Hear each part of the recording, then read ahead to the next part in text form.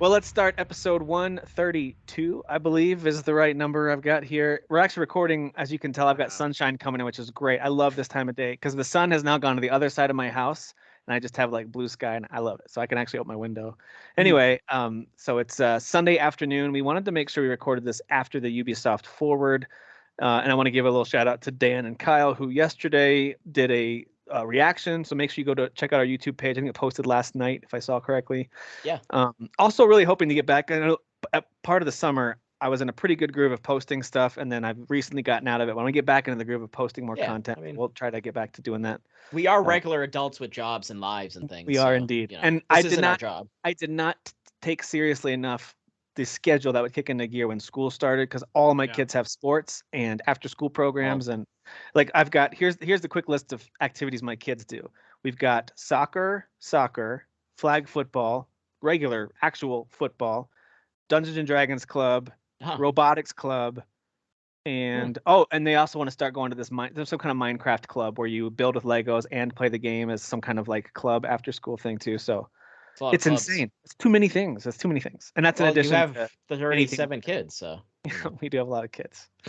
So anyway, so my schedule is not quite as free as I guess I took advantage of it this summer, but I'll see if I can get back to it a little bit. But Dan and Jeff and myself are here for now. Kyle and Derek hopefully will join us if they're able to here in a little bit. But we'll kick things off before we talk about games and stuff we're watching and headlines. Jeff got to go see Bill Burr, who we've referenced in this podcast a lot.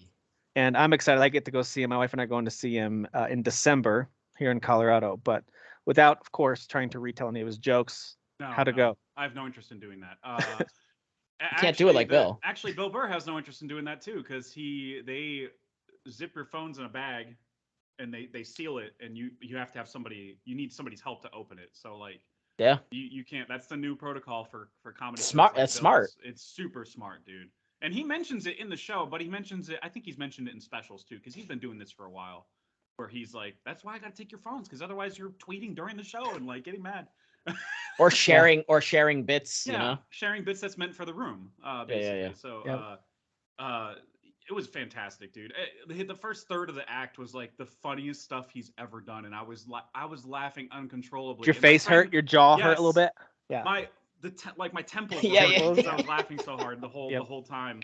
But you could tell like his energy was really high, and then you get that kind of like period where he was talking about a fight with his wife or something, and you could tell like the energy kind of slowed for him. And even for us, because we're like exhausted from laughing all night, that we're like kind of like, yeah, that's really funny, but like we're in pain, like we're because we've been laughing so hard. And then he goes into he actually has another mushroom story. If you've watched the Live at Red Rock special, you know he has a mushroom bit where he took mushrooms. And he just a real profound. He took them again, and there's a great story, another great story there, and it's very recent too. So I'm expecting it to land in his next special because there's some really topical stuff. I would assume because that first time he did it, and because he was going to like podcasts and mentioning it, and then obviously he did it at the Red Rock special. Like it was like this really profound moment for him because like he suddenly dredged up all these things that he'd been pushing down for years, involving his family and just obviously the way he like acts and so on and so forth. So I would imagine whatever the second sort of stint into shroomery is, It's different. It's different for sure. Okay. It starts different. Got it. Yeah, there's man, he just goes hard in the opening bit. It's just like back to wall jokes, just tearing down like things that we not value but talk about all the time that we see in the news all the time. Sure. And just tearing it down in like even more vicious way than he's done before. He's on his game, dude. And he calls himself old all the time, but I feel like he's in his prime with his jokes. I feel like he's really nailing it with his comedy. It is it's interesting too, because for years he would like have the kind of joke of be like, oh, I'd like to get married someday, and then he would do like a bit about it, but like now, like then he did get married, then he did start to have kids, and like on the last special he brought up the one where like his adorable little daughter's just like, Dad, don't no yelling, no swearing, and he's like, yeah, you got it, kiddo, you're right. You're right. And he's yelling at the toaster. Like, yeah. Like, he so doesn't it's talk like about his kids in the new material, but he could obviously write them in between now and the time Tim sees them in a few months. So, but I like seeing him kind of like be in a better, like, he does seem like overall as he's gotten older and going through these sort of life things, having kids, getting married. He's been driving that home too in his material. And in the new show is like, I'm still happy. I'm still my wife and I are getting along great. Like, he's still emphasizing that. And that's but great. he's also still insane, like that Bill Burr insane. It's still there. Got his personality. Yeah. For me, it seems like the gold mine for him for his comedy is usually things that really piss him off that he can go off on. Yeah. And his family doesn't currently piss him off. Like, him and his wife will get into it about an issue, so he'll go after that issue. Yeah. And maybe like males versus females on a broader scale. But and I kind of like that. I like that. Like, hey, stay in your lane is like when you are just fired up about something. Right. And your family maybe helps you center, or maybe you and your wife had a funny tiff you want to turn into a joke, but they're not pissing you off. So focusing on the things that I don't need, just because I'm also a parent and I do like some good parenting humor, because I'm like, oh, finally, but I don't need that either. I also like when, dude, just lean into what makes you Bill Burr, and it sounds like he's still doing that. Even more. I feel like even more. It was some of the best material I've heard him do. Is the opening like third of the act. Like, it's so good. Yeah. And I gotta say, having been to so many concerts this year, this has like been a concert renaissance for me. It's so refreshing to go to a show in an arena, and the doors are at 7. The opener comes on 7:30. It's Bianca something. She's like from she might not be at the show for Tim's show, but yeah. But she's been on like Colbert Report. She's from Czech Republic. She was quite funny. She had some good lines. But she's like 15 minutes. She introduces a trailer from a movie that Bill wrote and directed. That I didn't know anything about. I think it's in the editing phase, and it's wrote and directed, huh? Yeah. The movie's called Old Dads, and it's him, Bobby Cannavale, and Bokeem Woodbine. Oh, dude. Yeah, it's That's a cast. Awesome. It's just so those funny, three. too. I'm sold on those three alone. It was the footage that they showed was very red band, like R-rated. So I don't think it was an official trailer. It was just we're in editing, and here's some footage that we thought was funny. Yeah. We've shared appreciation for guys like Louis C.K., at least of course, his artwork, not his personal thing. But like, it's interesting. He and Bill Burr are similar in that way, where it's like, who you are, lean into it, but they also have these incredibly creative artistic sides that we get to see. Bill has that show, F is for Family, too. Yeah. He's, I think it's ending, right? I know that not everyone loved him, but I thought he was great in Mandalorian. Like, I think he's a good actor, and I thought especially he was good in the second time, especially. And I think the King of Staten Island, is that what? He played the boyfriend of the. Yeah, he had the mustache. I actually thought that movie was overall a little overrated. I didn't think the movie was all that amazing. It was good. It wasn't like amazing though, but he was good. I thought all the performances were pretty good, and he stood out to me. I thought he was really good. I did see, you brought up Louis C.K. real quick. I watched the 4th of July movie that he just released on his website. It was good. I liked it. It wasn't wasn't amazing, but it was good. Joe List is really good. Yeah. He's a really good writer, and his stand-up. He's got like 2 specials on YouTube. They're really. I like his specials. Yeah, they're good. They're like, it's like all solid, start to finish, very solid. Mm-hmm. Like, if I'm not mistaken, he mostly wrote that script, and Louis helped him. Yeah. They like Is Louis in that movie? He plays his therapist for a couple of scenes. But he's not the centerpiece of it. No. It's Joe List and his family. Basically. If you want definitely a slightly exaggerated version of a Bostonian family, and them being like in like a lake cabin, like up in Maine, or sort of, if you want that kind of story, and him sort of being like this person dealing with like this so it's actually based off of like his real life. He had alcoholism, so he went to AA and dealt with all that. Joe List. So it's kind of revolves around that, and then kind of going to the family and sort of like. But the movie's good though. Opening up to them. Yeah. I see it. Yeah. No, I think it's worth a watch. Yeah. I found it enjoyable. Yeah. Bill Burr's a damn good time though, man. Anybody? I'm excited to go see him. Just go get the tickets, man. We had like lower bowl, so you had the floor, and then like literally like 8 rows up from that. That's where we were on the far right side. So we direct line. We could see everything going on. We didn't have to look at the screens or nothing. Well, my wife and I have talked about it. We're like, hey, even if for whatever reason on that show when he's here in Colorado, he's just not on his game and not like killing us, we're just excited to get out for the evening. So even if it's not his best performance, we're fine with it. Like we like him a lot and we'll enjoy it regardless. And dude, just a night out sounds great. And he's just so good at appealing to like the local where he is. Like I mean, at least as far as Dallas is concerned, and then of course Red Rocks and the specials that we've seen. I think he tends to go to the same places, so then he's just kind of used to being there, and he like knows the certain things to kind of bring up, So. Yep. And it's only like a 20-minute drive. The arena is only like 20 minutes from our house, so that'll be nice too. It also helps that he's a sports fan, so he already knows all the teams. Oh yeah. Exactly. He brought up Mavs and Stars and everything. Like he brought up all of them. So. Well, let's stay on stuff that we are currently watching. And I know, Jeff, you just talked a bit, but I do want to hear, before we do anything else, about Pinocchio. That's just, for some reason, my mind's just on Pinocchio. So we chatted a little bit, kind of like pre-show, like a little pre-show discussion about Pinocchio, but I want to rehash a little bit of it. This movie is getting universally, I would say, hated on. There might be people out there who like it, but I think it's fair to say it's being universally trashed because it is apparently not a high-quality film. It's crazy, though, too, because it's, in general, Disney Plus has, I think they've got a pretty good batting average on their original stuff they've put out. Not perfect. Like some of their stuff, like the Cheaper by the Dozen remake, I thought was garbage. I thought it was horrible. So, that is a definitive streamer, like Netflix quality. Like, just throw this trash out there for the streamer service. It doesn't matter. Nobody's. It's not good, and it's too bad because it's got a good cast. It just was not well. It needed like 4 or 5 more run-throughs on the script and the pacing and all of it. It was just not good. That being said, I think Disney Plus has had way more. I'm going to stay positive here, keeping it P for Kyle before he gets here. They've had way more good content, shows and movies than bad, than just outright. At least, good lord. Is that Dan? Middle of your mic? No, something happened to the plug. It sounds awful. Is it still doing it? Yeah. Now it's off. Yeah. He went like this, boom, and then all of a sudden it was like, oh. All of a sudden it was immediately distorted. What about now, Dan? How about now? It's much better. Yeah, it's clean. Okay, sorry about that. I think it was crazy. just jiggled loose. All right, so that whole big intro to say Pinocchio's out and it's getting hated on and it's hilarious to me. And we were talking about how there's not a whole lot of good versions of Pinocchio out there. But Jeff, give us the elevator pitch on why Pinocchio's so bad. Well, if the visuals are just offensively bad. like the CG is.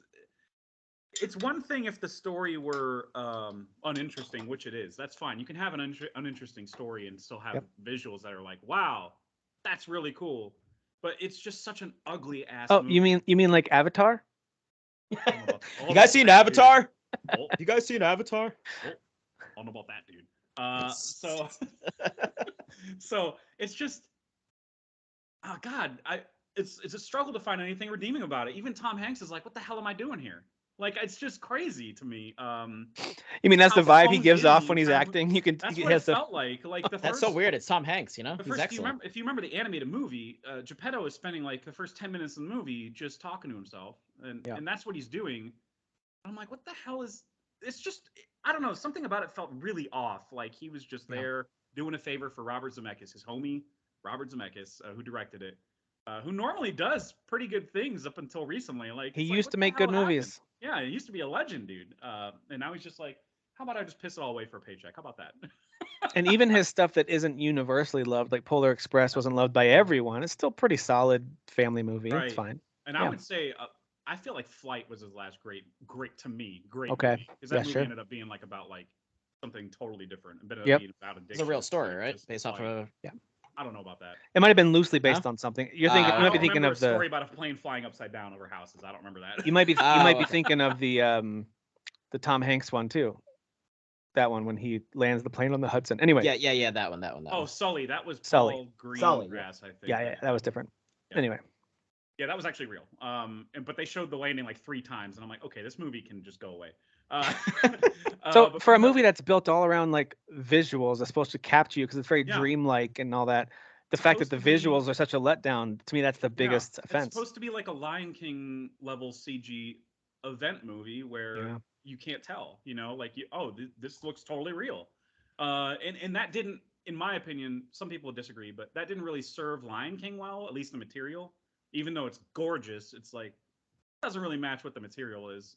It's didn't also like Beyonce really just not belong there because she just was terrible as Nala? Her and Donald Glover both phoned it in big time in that booth, dude. You could tell. I think most of the cast phoned it in. Even I never say his name right. Chiwetel Ejiofor, he's such a good actor in everything he does, but even his voice acting as Scar was kind of like, all right, like, I just don't think anyone really gave it their all in this. No, not at all. Aside from Seth Rogen and Billy Eichner, they had fun. Clearly, they were the best part of the movie. They, at least there was something there. There was something redeeming about the film.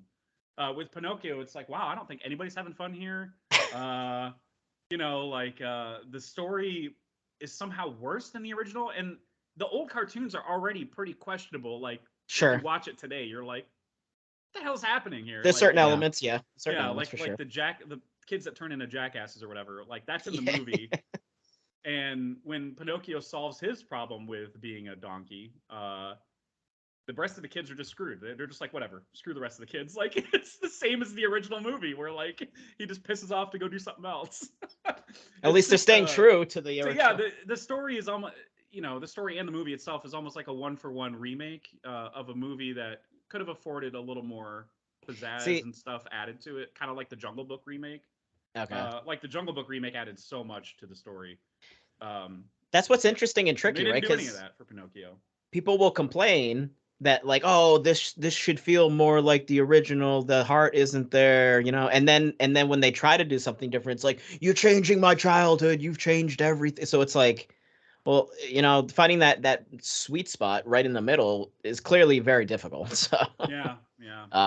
I mean, it's unfortunate because I have loved Robert Zemeckis' work previously, and then to drag Tom Hanks into this. Joseph Gordon-Levitt is Jiminy Cricket, unrecognizable voice, but I don't know what the hell he's doing with his voice. It's like really weird, and I don't know, just hits the ear wrong what he's doing. And then like Luke Evans shows up for like 2 seconds to be like, "Hey kids, what are you doing?" And that's it. Like he just.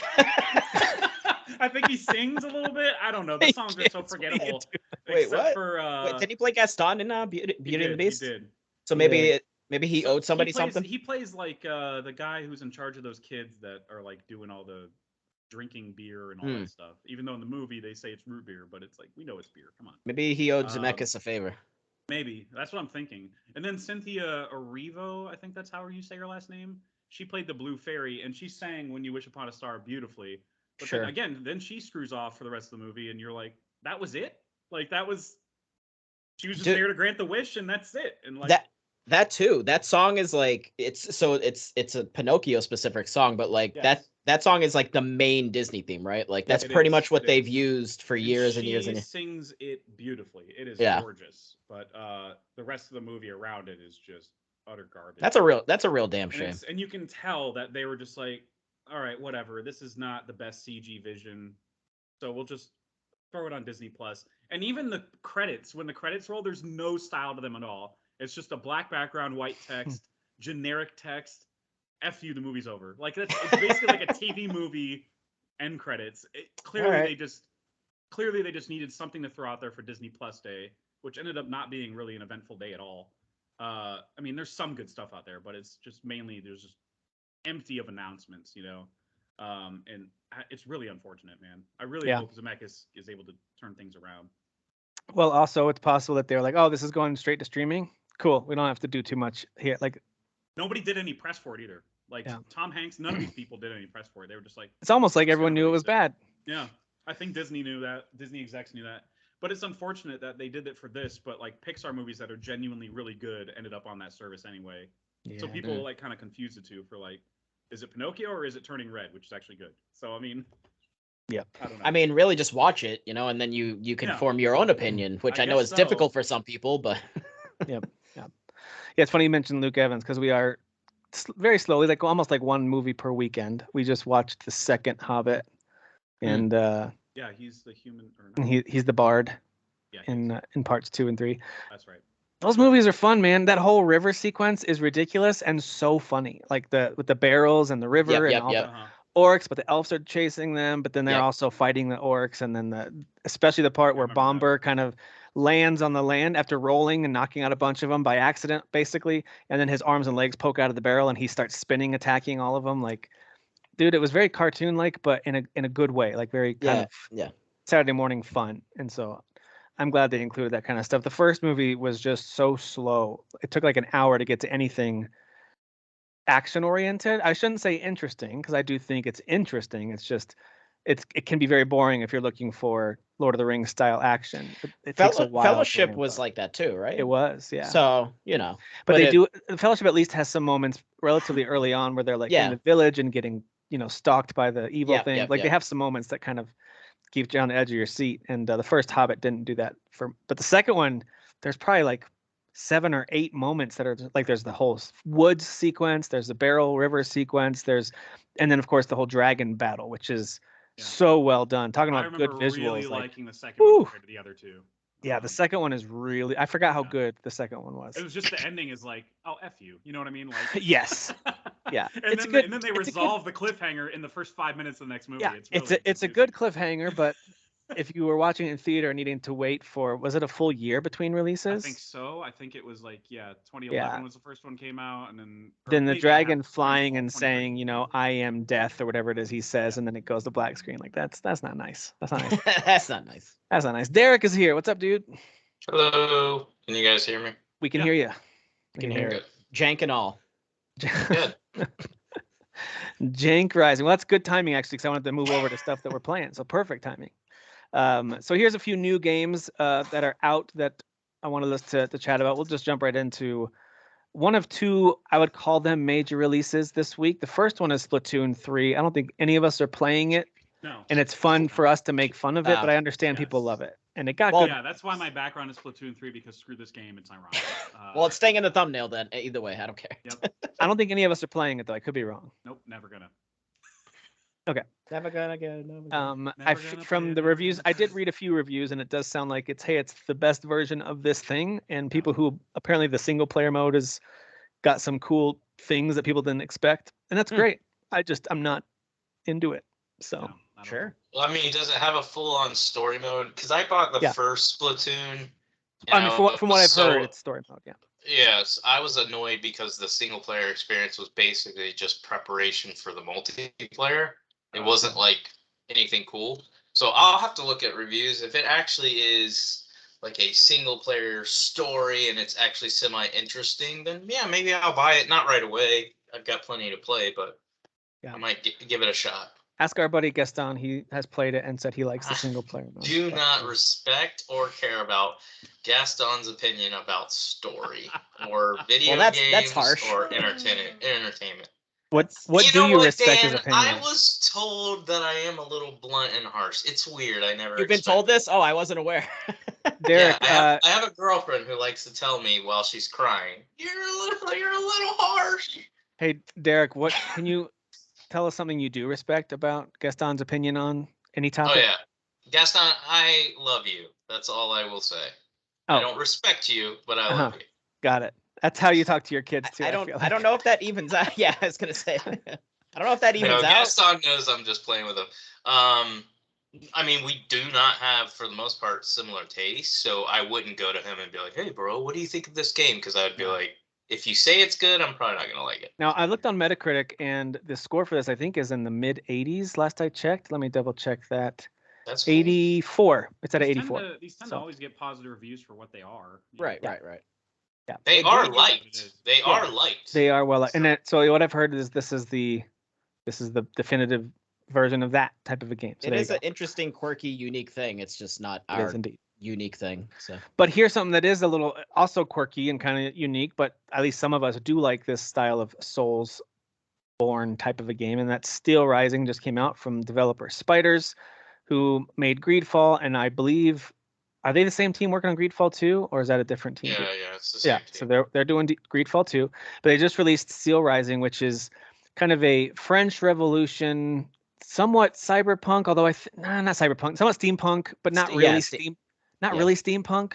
But along the lines of that, right? It's along those same lines because there's lots of these automated robots in this game called automats that have been created by this French scientist engineer guy who they actually reference quite early on, and part of your early mission is to go and track this guy down, actually, and from Marie Antoinette. And so yeah, that's the setting. It's like French Revolution, steampunk type of robots running around that kind of move real funny and silly and very, very like what's the Wizard of Oz? The Tin Man, very Tin Man like at times. Like it's got a lot of that aesthetic to it. But it's a Souls-like game, and I know Derek's played a lot more than I have. But I did want to say this.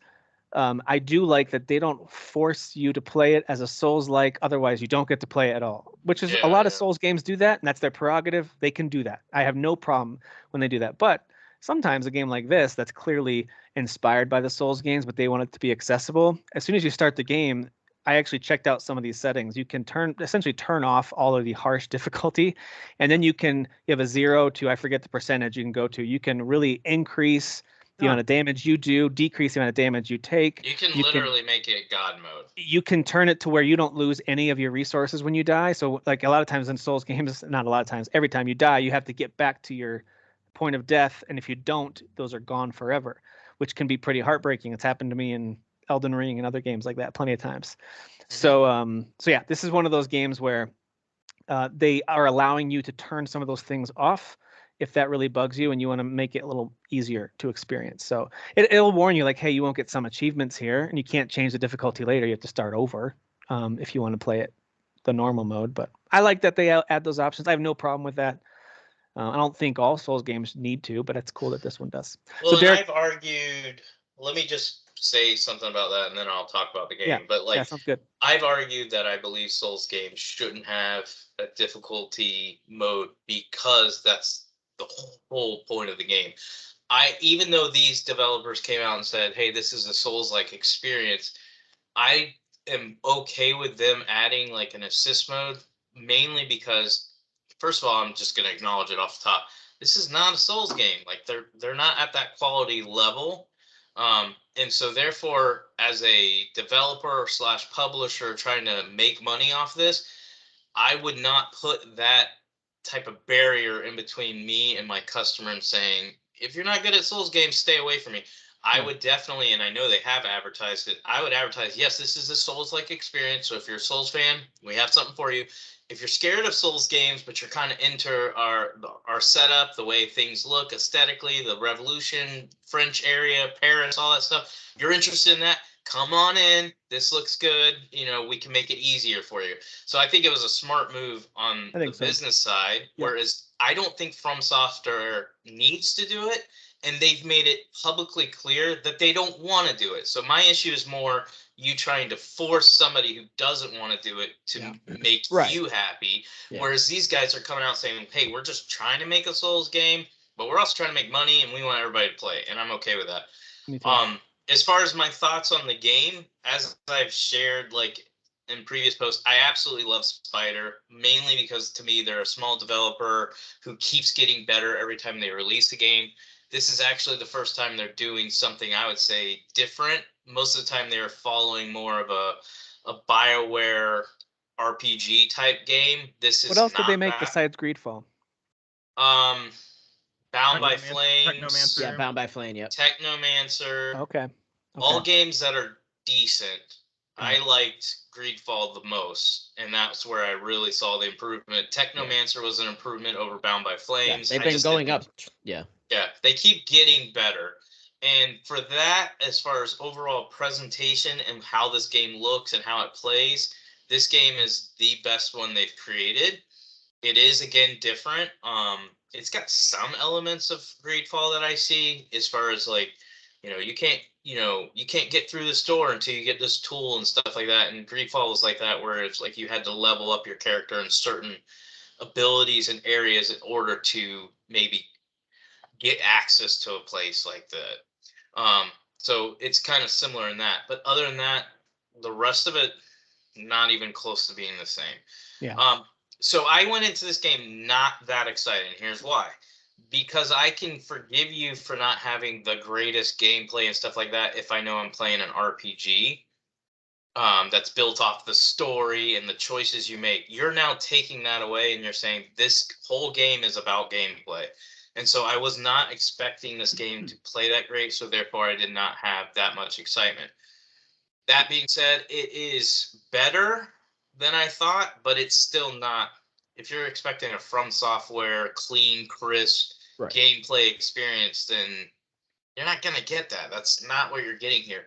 But what they are offering is, I think, something legit good. Like, I know people like Sasan and hardcore Souls people have a problem with anything that's outside of From Software except for like Neo.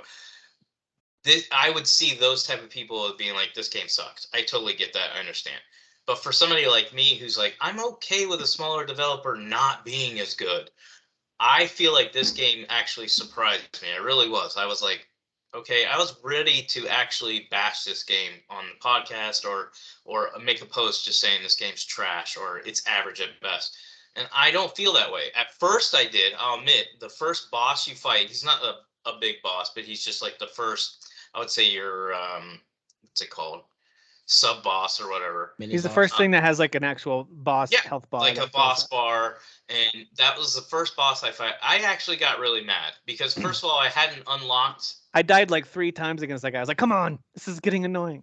And part of the reason I was frustrated with him, because I watched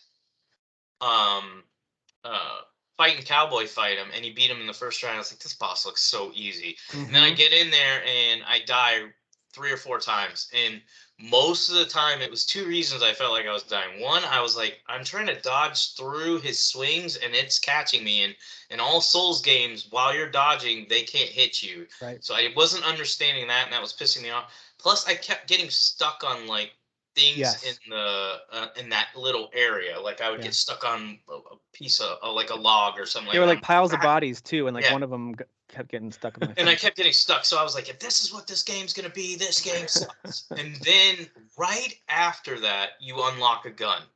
Yeah. And the gun actually in the changes the game.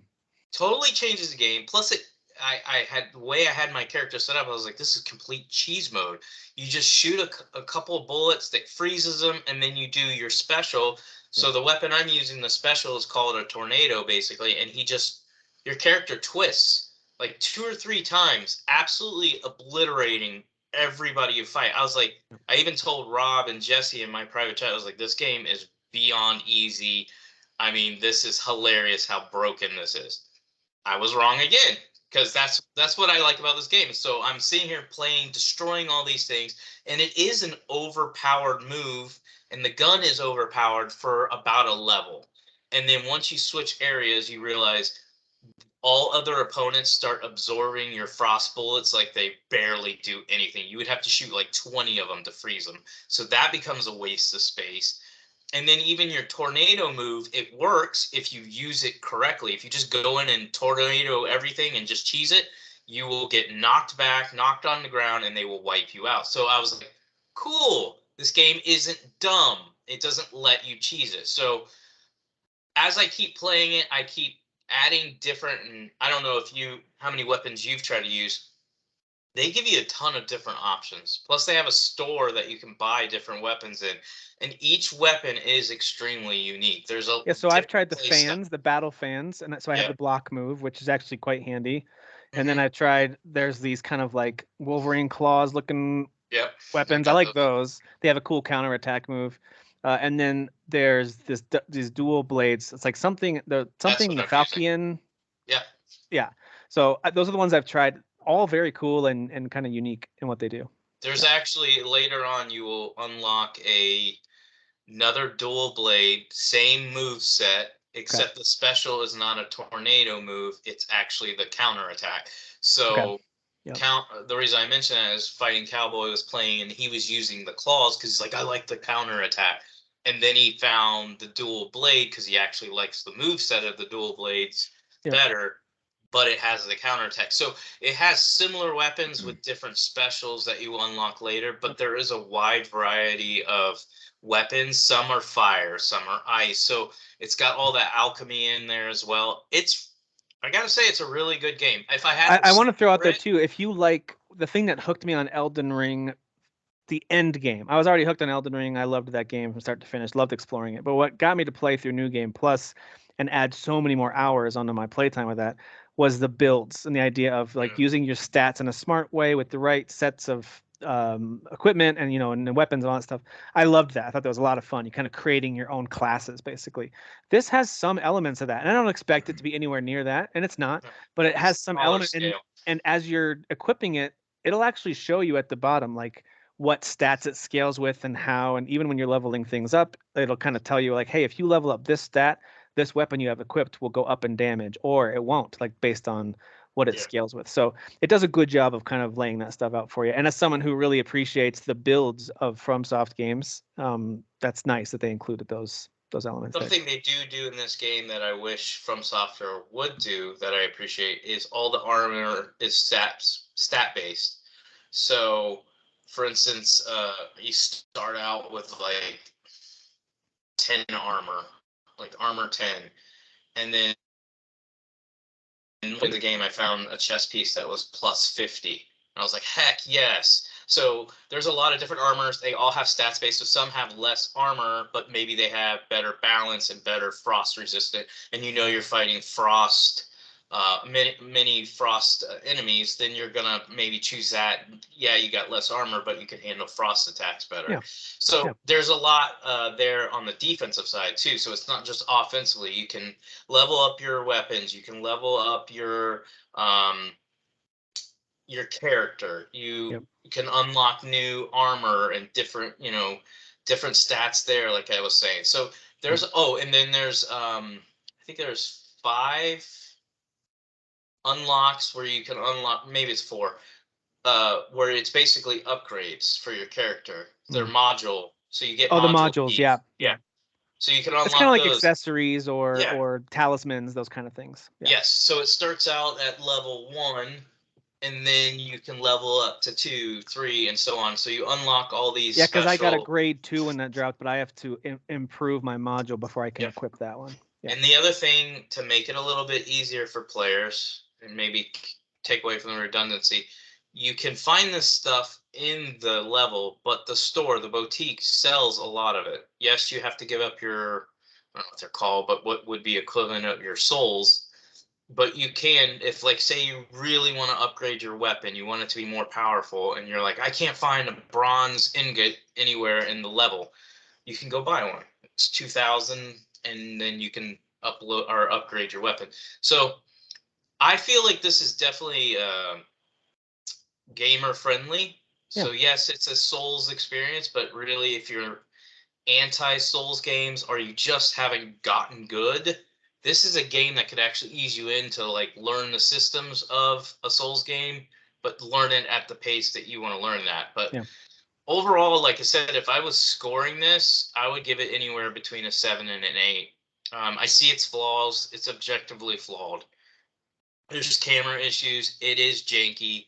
The robots run like Greedfall characters, which I've always said that I really thought that they picked robots for this because they're like, we can't figure out how to make our characters not look like robots when they're running. They really almost run like you would see a marionette puppet move or there's something about it, and so like part of it's like, oh, that kind of fits with the look of the character. That was also the case at Greedfall. So.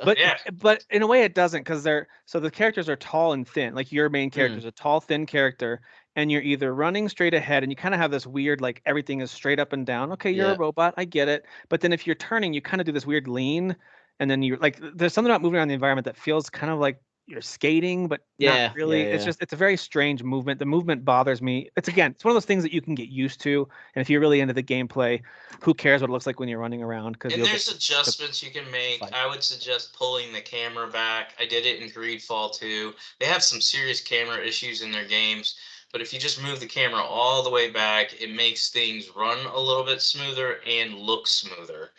But I do think the art style is pretty good. The overall technical visuals actually looks really good on PC. The technical visuals aren't amazing, but they are good. Like I think it looks nice on the PC, like Derek just said. I think it looks pretty good, and I think the art design is pretty good. The monster design is pretty good. The robot design, I guess, is pretty good. Yeah. You can edit your character a little bit. There's probably like a dozen or so options of, whether it's your character's color or hairstyle or, a couple other things. There's not a whole lot you can do, and you can kind of edit. But your character is going to be named Aegis, and that's who you are.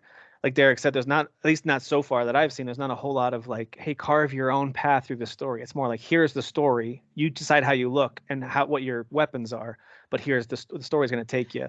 Silent protagonist, right? No, she talks. Oh, no? And Because I swear in the trailers I didn't hear her talk. She has a cool voice. She's very robotic, and I actually appreciate how they did her voice. That was actually what I was going to say next, is that again, a lot of the insults I hear from people that honestly they just suck at Souls games. It doesn't have a story. It does, but shut up. But this game presents itself in a way that's, I guess, more how stories are generally presented in a video game. It's done through cutscenes. You get to meet these characters. She does interact with them. The cutscenes are not great. You can see again their limitation on creating cutscenes and making them a little last gen looking. Very last gen looking. There's a lot of screen tearing, and then your facial expressions, they can only really move their eyes and their mouth. Yeah. And then this all kind of stays very stiff. Yeah, it's like it's like being in LA talking to people on the street. I'm guessing. Absolutely, that's what they were going for. You know, it's interesting. Like it's funny at the beginning because you have Marie Antoinette and then some lady, her friend or her, I'm not sure who she is, but and you guys have seen this in movies and shows, I'm sure, plenty of times, even in some games, where they want to set up the story for you without making you read, here's the setting. So she and her friend are talking about things that they both clearly already know, but they're explaining the story to you, the gamer. I was like, here's what happened, and here's what so-and-so's doing, and here's the person they're going after, and here's why. Like, they explain it to you in a very kind of on-the-nose way, which is fine. But the whole setting is basically like most of the robots are no longer friendly. Most of these automats, except for this one who was assigned to be your bodyguard, and she'll obey whatever you say. And so that's you. That's your character. You're the one who's still potentially good and could help save Paris or whatever. So it's an interesting enough premise. Certainly not poorly done. It's just like Derek said, it's all kind of in that, if you go in with the right expectations, then you might even be impressed. And I think that's where Derek's coming from. Like, think about the team that's making it, the budget they had, the time they had to make this, and the fact that it runs as well as it does and delivers what it does deliver. It's pretty impressive. So you might actually come away impressed, as opposed to just writing. For me, it was worth the $30. I wouldn't be mad if I'm speaking only for me, paid $50 for it, because I'm enjoying it that much. Like, it's one of those games when I'm not playing it, I'm like, now I'm watching YouTube videos, and I'm like, I just want to play it. So once you have me there, then you got me. But for other people, my recommendation, because I know it will drop fast, if you're at all intrigued, give this game a shot at $20 to $30. And I think you'll come away, if you know you didn't pay the full price, I think you'll come away feeling, yeah, this is a pretty good game. This is a good experience, and you can modify it to however you want to play it. So if you don't like Souls games, this one doesn't have to be a Souls game. It can literally be a third-person action RPG. That's all it is once you dumb down the Souls-like experience, where you can turn off, losing your experience and all that stuff. Yeah, it's pretty solid. I played a little bit of that. Derek played more than I did, but I do recommend it on CD keys for $30 on PC, or wait for a sale elsewhere. It's bound to be on a sale. It probably, like Greedfall, will hit Game Pass even. So I recommend, if you're interested, maybe just kind of put it on the wait list somewhere. Check it out. I'm playing another game. It's a much smaller game called Jack Move, which is a hilarious name for a game. A terrible name. It's really bad. Looks awesome. It's really, the name of it's really bad, but it's a cool little retro turn-based RPG. That's exact. I mean, it's very much turn-based RPG. So if that's not your thing, you're not going to love it. It's the same folks, or at least the same publisher as Crosscode, so it kind of has that retro vibe while feeling modern with the animations, the way characters move. It is a different dev. Okay, different dev, same publisher. But so anyway, I do think it's a really solid little turn-based RPG. It's got some of the visuals walking around the town talking to folks remind me a little bit of Eastward. Remember that game from last year? It's like almost like a cyberpunk sort of take on that a little bit. Yeah, it's set 100 years from now. And so things have not gone super well. That's usually the case with games, right? That are set in the future. Things have not gone super well. They're not going well now. Yeah, exactly. But yeah, you are you're basically the daughter of this as far as I know, just the dad who's in trouble with this government or big corporation, and now you're in big trouble because he's in trouble. You might have something that he hid for you, and they're after him, and no one can find him, and so they're after you too. But everything's very tech centric, sometimes to the point of feeling like a little eye rolly. Like all the items, move sets, and even menus are given like hacker type talk, like everything from glitching to frostware, patching. It's everything has that name to it, which is fine. The attacks, everything's kind of like this rock paper scissors approach. So like there's 3 different types of attacks, but they're all kind of like web or hacking centric. But like this kind beats that kind, and so on. That's kind of like that rock paper scissors approach. It is pretty standard. So if you don't like turn-based combat where the menu comes up and you're standing here and they're standing there and you hit a button and then it'll just give you the order of who's attacking next, it's got that old school approach to it. I do like it. Go ahead. It's visually pretty nice. It's that like pixel art style, but like feels like it's hand drawn. Like the animations are smooth, but has a pixelated look to it. So it's just a lot of attention to detail. But that's looks why I compare classic. it to Eastward, because Eastward was similar. Where it's pixelated, but yet with the animations, you're like, this is really detailed. Like they have really specific frames for every movement they're doing here. Yeah, but, I really enjoy the way this game looks a lot. Yeah, so. I do recommend it if you like turn-based RPG games. So it's a pretty good one. Those are the only 2 new things that I'm playing. Anybody else playing something to talk about? We did buy the it's early access because it's actually technically not out yet, and I wasn't aware. Disney Dreamlight Valley. Paid for it? It's on Game Pass. No, I know, but basically because my wife likes Disney, and it basically there's a founders pack, so there's like extra, extra of whatever you want to call it. You buy the wife items games whenever she asks for games. Sure. Yeah, that's a good point. But yeah, why do you want to nurture that? Yeah. Yes, exactly. But yeah, it's early access, so there's definitely some jank to it. It definitely needs some sort of quality of life improvements. But the game overall is smooth. It crashed on me once. Okay. Like in the first 10 minutes, I was like, "Oh, I can't move." Okay. Really weird.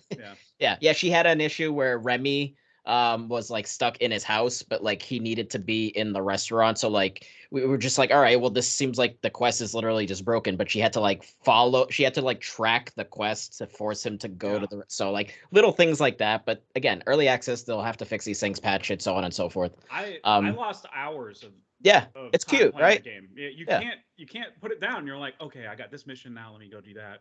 It's basically a life simulation adventure game where you're involving cooking and like you're trying to clean out these vines that are causing the forgetting, right? The forgetting. Things. Yeah. And like you're trying, these vines are like causing like I don't know, it's some type of dark spell. It's memory loss because that's why you're going to find them because they don't even know why they are where they are. So you're like, oh, let me go bring them back to Dreamlight Valley. So it's cool, man. And your goal is to actually the more missions and tasks you do for these famous Disney characters, your relationship increases with them and you get perks from that. And you have in-game coins for cosmetic stuff and like furniture, and then you have actual like Dreamlight currency, which is like you get through doing stuff in the game.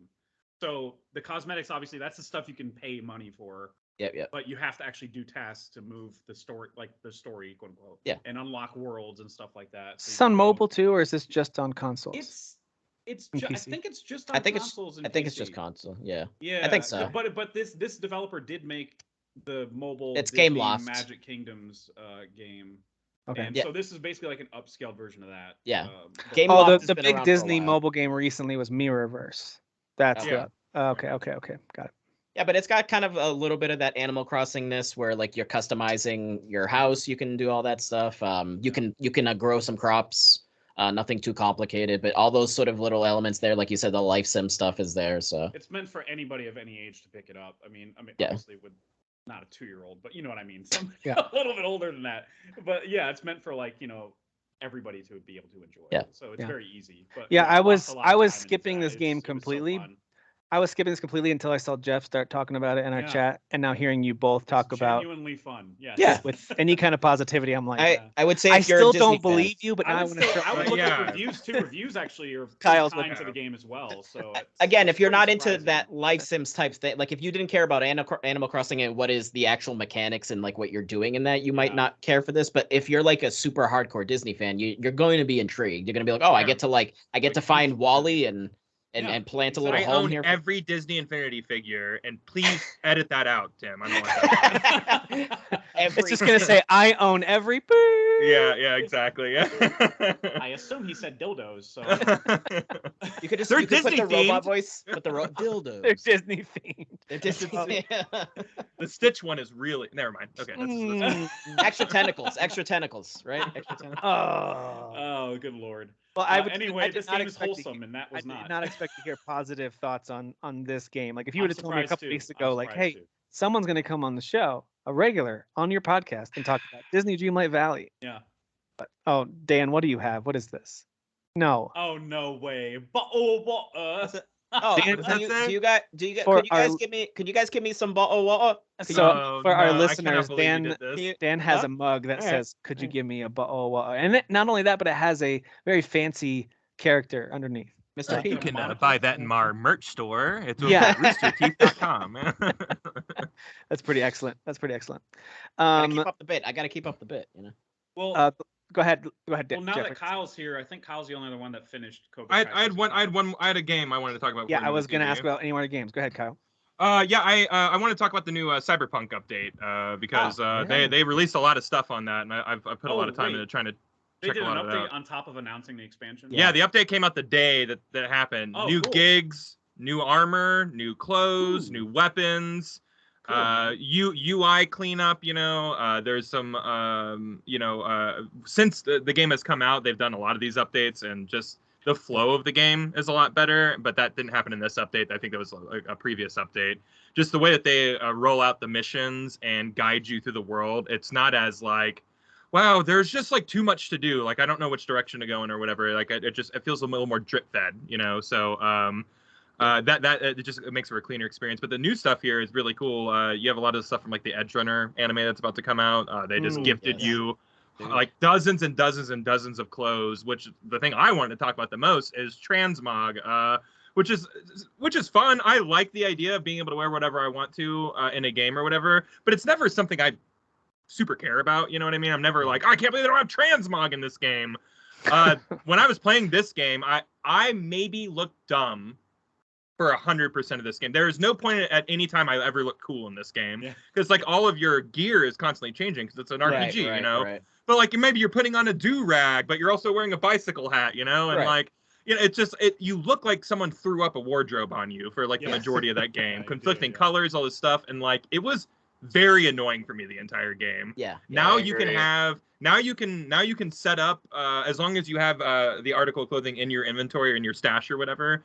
You can make up to 8 different outfits, and whatever you have equipment-wise on you is what your stats are. But you can choose your outfits now, and now like shopping in this game is a lot of fun. I've maybe spent 2 hours like creating 8 different outfits for like different experiences, So now I have like my battle outfit, I have my clubbing outfit, I have my like I'm going to the wasteland, I got to get my wastelander outfit on, like, and it's like I'm really into like dressing for the occasion in this game or whatever. Did you jump into your existing save to do this, Kyle? Or did you absolutely, it's totally friendly, and all this stuff happens in your apartment, so it's like you just kind of walk up to your wardrobe and you can just kind of start mixing and matching. If you have, a bunch of clothes. If you don't, it's time to go out and go shopping. Throw all those clothes in your stash so they're not weighing you down, and you can choose that stuff whenever you want. And man, I'm just having a good time with it. And people are like, "Oh, it's not a big deal. You can't really see yourself." And it's like, well, I mean, but I know what I'm wearing. I'm invested enough. You're in that pause menu a lot. You're in the pause menu a lot. You're tinkering around. I feel like you see yourself enough where you're looking at yourself in a mirror. You catch yourself in a reflection. The city's very reflective. Well, I'm always on a bike. Yeah. Oh, if you're on a bike or you're you see me too. I'm always on a bike as well, so you can definitely bike see yourself. outfit. Thank you, Derek. Yeah. Yep. You put on your bike outfit. You got to put on your helmet when you get on your bike. No, it always bothered me. It really bothered me too. It was wearing like a leopard print, whatever, like with like gym shorts, like up to my final mission, like it just looks stupid, dude. That sounds like a character Jeff would create on purpose. Yeah, I know. Jeff, this is joy Jeff's out like of heaven. that. Yeah. I literally wore weaker stuff because I didn't like the mismatching. Like I was like, oh, that's what I did too. Yeah. I think a lot of people did, and so it's just I'm so glad that that's here and talk about something that doesn't feel like a big thing, but it just is, because this game's all about style and vibe and stuff like that, and it's cool to kind of get to like walk around in this kind of power fantasy here the way that you want to look and everything. I think it would have been cooler if and maybe they had it and I never found it, but if they would have done like they did in The Witcher. Like, I got obsessed with going and getting all the elite like Witcher outfits. Yeah, me too. Yeah, same here. They were an entire set.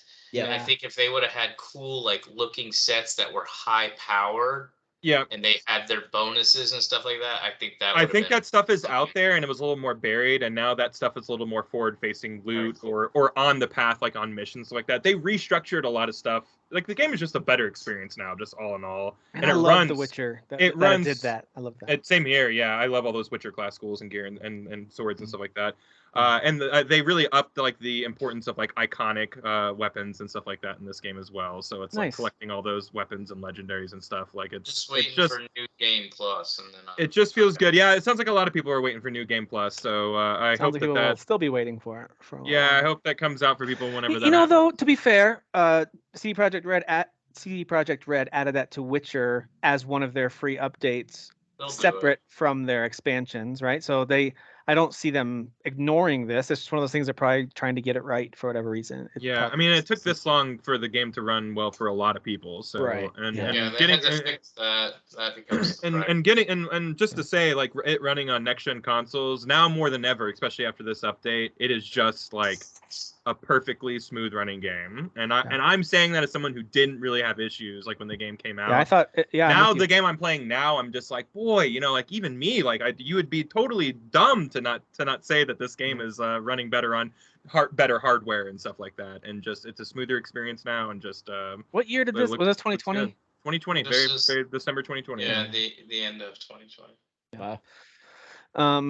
So it's really cool to see them supporting this in the right ways, and you know, it kind of reminds you of something like No Man's Sky, where that game was not a disaster for everyone who played it, but a lot of folks were like, this isn't what I wanted, it's not working the way I wanted, but you stick with it, you keep at it, you keep making it more of the game you promised. They both fixed it the same way too. They just shut up and fixed it, you know what I mean? Both developers, you know, they didn't like, argue back and forth with the gamers like, you're just doing it wrong. No, they never, you know, they were obviously listening to what needed to be fixed, because things are fixed now in both of these games, and it's just like it's cool when developers just realize that, instead of like, you know, you could see EA trying to put a spin on it, like, well, guys, you know, like not owning it and talking about it weekly, you know, like with Anthem, like they were so vocal about Anthem as it sank, like screaming, this game is going to be great, guys, I swear, and the boat's sinking, you know, like it's I'm glad that that's not the and now it sank. It's literally Anthem doesn't literally can't play that game anymore. So boy, I was excited for that game when they announced Iron Man the game. Me too. Jeff and I played hours of that game together. It did not. And then I beat it. You kept going after you beat it, but when I beat it, guess what? Hey, guess how much is after? I'm done. No, nothing.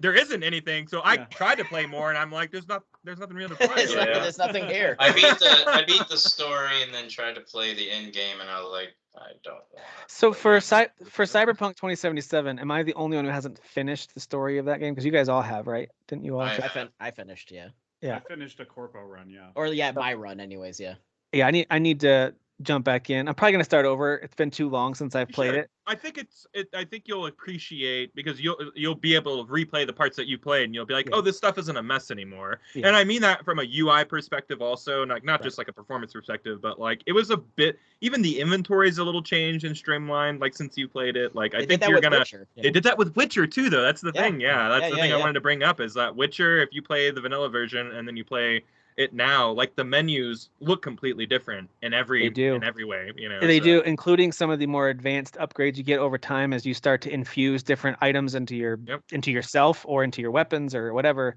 Yeah, the UI totally different from when that game launched. What I want to do is I want to figure out how to get GOG Galaxy running on the Steam Deck, because I know there's a way to do it. I just haven't done it yet.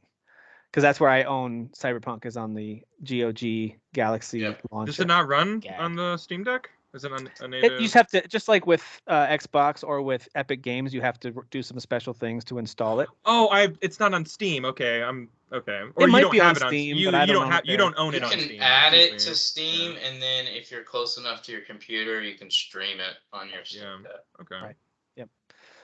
So anyway, very cool. I'm glad to hear that of those improvements. And then the last thing I want to talk about, as far as at least newer things that are out or new updates, that kind of thing, is Cobra Kai season 5. I kind of forgot that was launching in September. I don't know why I was thinking Christmas time. Season 4 was like not that long ago. It was literally this year. Yeah. A month ago, yeah. So season 5 is it's almost like this show doesn't take a ton of I have a feeling that's why Netflix is just like, whatever, just keep renewing it. It's like these kids are already 40 looking. You know, we have to shoot this show now. Wrap it up. But Ralph Macchio what's it like? Ralph really Macchio's young. daughter is like 28 in real life, and she. But he is one of the best aging. He's in his 50s, right? Like he's. I think so. Like yeah. So what do you guys face. think of it? What do you guys think of the latest season? More of the same?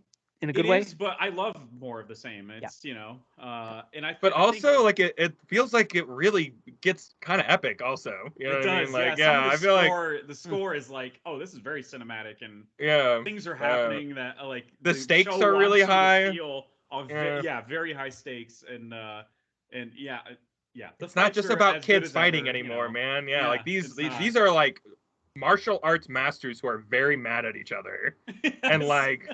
Lots of laws are broken by the time the season's done. Yeah, like they're lots of laws. They drop the F-bomb like 10 times in the season. Like so it's like the show is like growing up with like its newly found audience, but also, you know, resonating with the older folks like us that are watching it. So Dude, you know what I love about it is that this is a show that totally gets away with the classic soap opera type of scene change. Yeah, so like, the Grassi style. In a soap opera, at the end of almost every scene, something profound or threatening or scary, whatever will be said, and then it zooms on a character, kind of goes like, and they kind of like.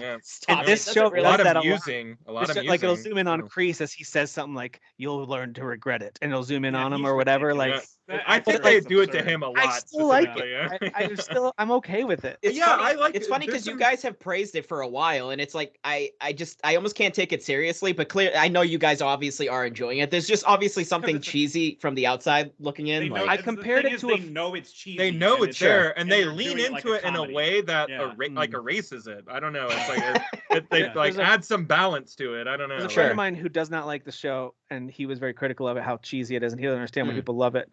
And I was like, it's to me, and maybe this is a bad comparison. This is just for me. For me, it's the same reason I still love wrestling, especially like late 90s, early 2000s wrestling. There's not one question in my mind that this is fake and bad acting and like silly moments. But I freaking love it, and I'll rewatch the highlights from DX and all that kind of stuff. Oh yeah, absolutely. WO.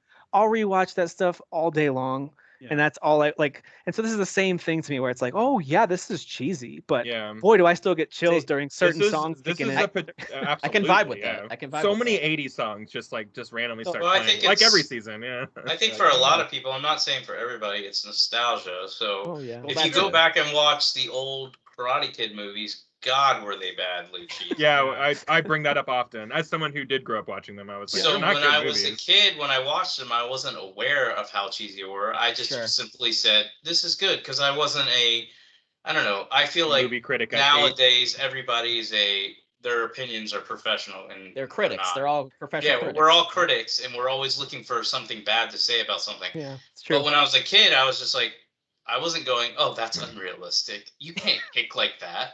You can't do that. You can't do a crane kick and just defeat somebody. I was just like, that's so cool. Nobody's ever done that before. Yeah. Well, it just speaks to that, like, you know, like, wow, this bully's getting his butt kicked by some, you know, new kid or whatever. Yeah. Like that. Let's talk about a story that resonates with a bunch of people, you know. Yeah, like, and Gary Goldman has a great bit about the crane kick, no can defend, and then he talks about like it turns out crane kick can defend. Like it's just really, really funny. Like his whole bit about that, because he talks about Karate Kid too with it. There's I just love how they're able to like take those movies that I would agree with Kyle are not very good, and then like make them matter more. Like I mean, they're telling stories with these adult characters now and showing flashbacks.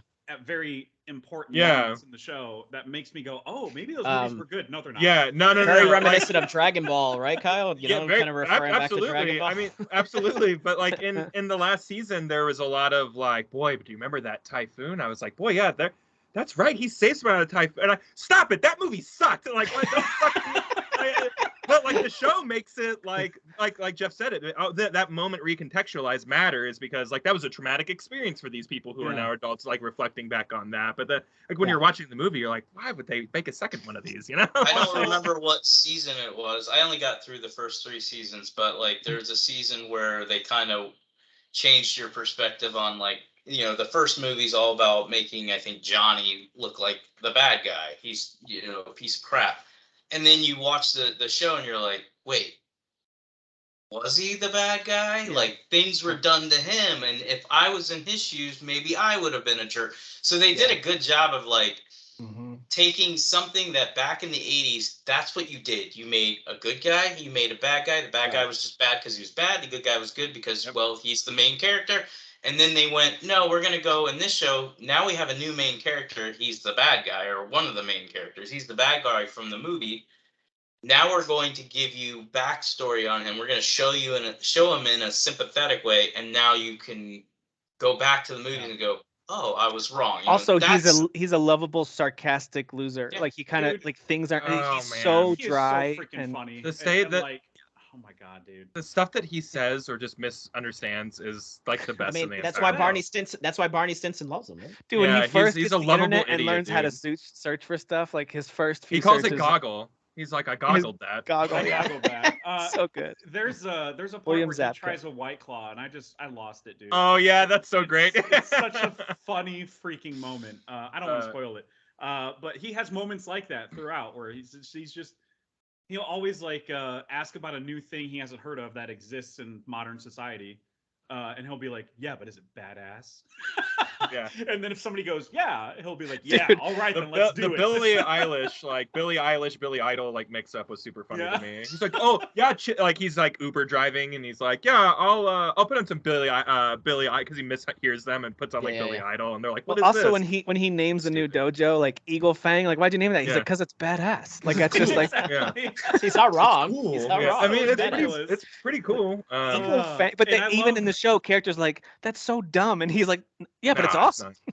I love that the actor that plays Terry Silver did pretty much nothing his career. I mean, I guess in my opinion, I haven't seen him in anything. And then he comes back in this, and he's just like putting on one of the best villain performances in TV all year. Like, it's super menacing. He comes off as such a natural. Was he in Power Rangers? Because he looks like the white Power Ranger. Is that his real pony? Hold on, you're being ponytail racist. I'm not going to. A little bit. Okay. A little bit. Yeah. No, that's Jason Frank. My bad. By the way, also one of my favorite lines is when Johnny says, "I want to take that ponytail and shove it up your ass."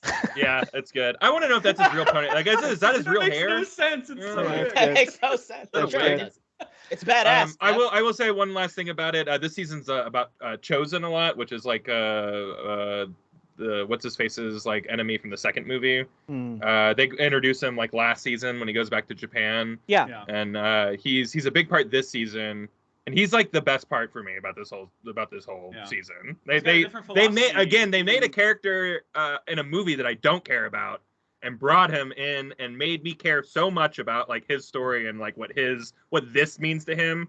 That there's been multiple times I go, Jeff, I like this show a lot, and I know it shouldn't be this good. Like this show is like really stupid and cheesy and dumb, and like I can't believe I'm like a lot of like 80s rock montages happening. Oh dude, so many times like an 80s song will just like kick in, and I'm just like, oh man, I don't know. Like it's attacking. Karate Kid 2, the villain guy who he fights at the end, they just make him like total straight up villain, just like Johnny from Karate Kid 1.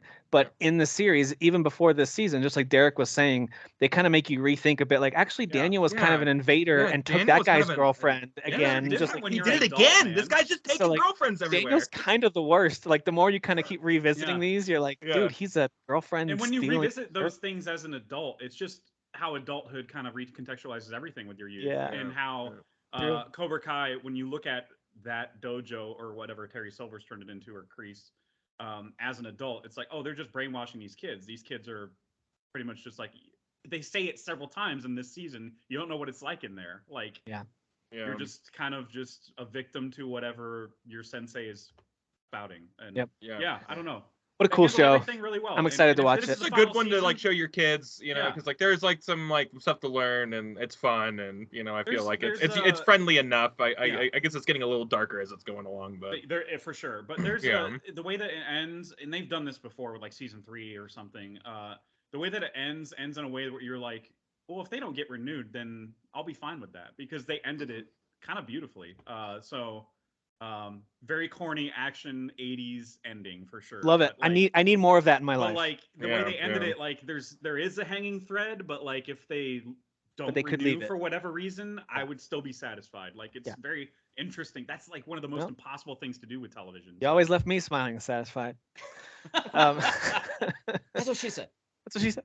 I remember that when Michael just can't resist it. Sure, you can go all day long. And, that must be really hard. And Packer's sitting there going like, That's what she said. And he's like, thank you to everyone. Like he just did something clever.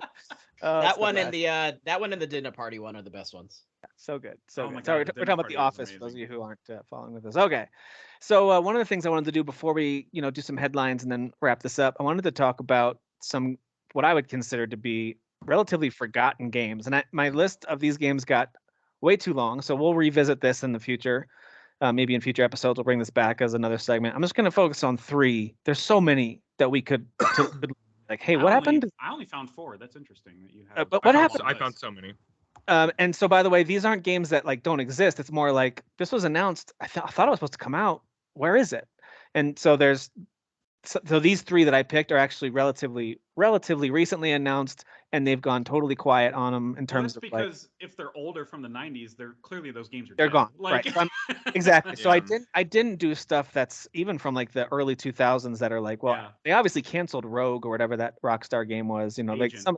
See that's my whole list is like canceled games that. So like there's canceled games, but these are what I would consider like forgotten games that, hey, maybe this week we'll get an update on because they are actually coming out. Some of these are definitely arriving, but I'm like, where are they? So it's a little bit of that. So so the first one that jumped out to me is one that I've actually been anticipating for quite a while, both just based on the visual style alone, but also the gameplay looks fun. And that is Little Devil Inside. Oh, yes. I'm wondering where in the world this game is. So this game, of course, was announced for PS4. Well, let me just take you way back because I didn't know all this till I looked it up. This game was a Kickstarter back in 2015. I didn't know that. Maybe you guys knew this already. But the first target release for the Kickstarter was fall 2016. They wanted to release it on PC. God. So they got tons of support, though. And like a lot of like really popular Kickstarter campaigns, so much support meant, hey, let's make this thing bigger. So they started to broaden out what it was going to be. And eventually they missed that release date, obviously. And then they said, hey, we're going to launch this in late 2018. And they got a lot of support from people for that. And then it was re-revealed. They went totally quiet on it. It didn't release in 2018, obviously. And then in 2020, in that June PlayStation 5 reveal event, it was revealed as like this PS4, PS5 timed exclusive because it's still currently listed as Switch, PS4, PS5, Xbox, and PC.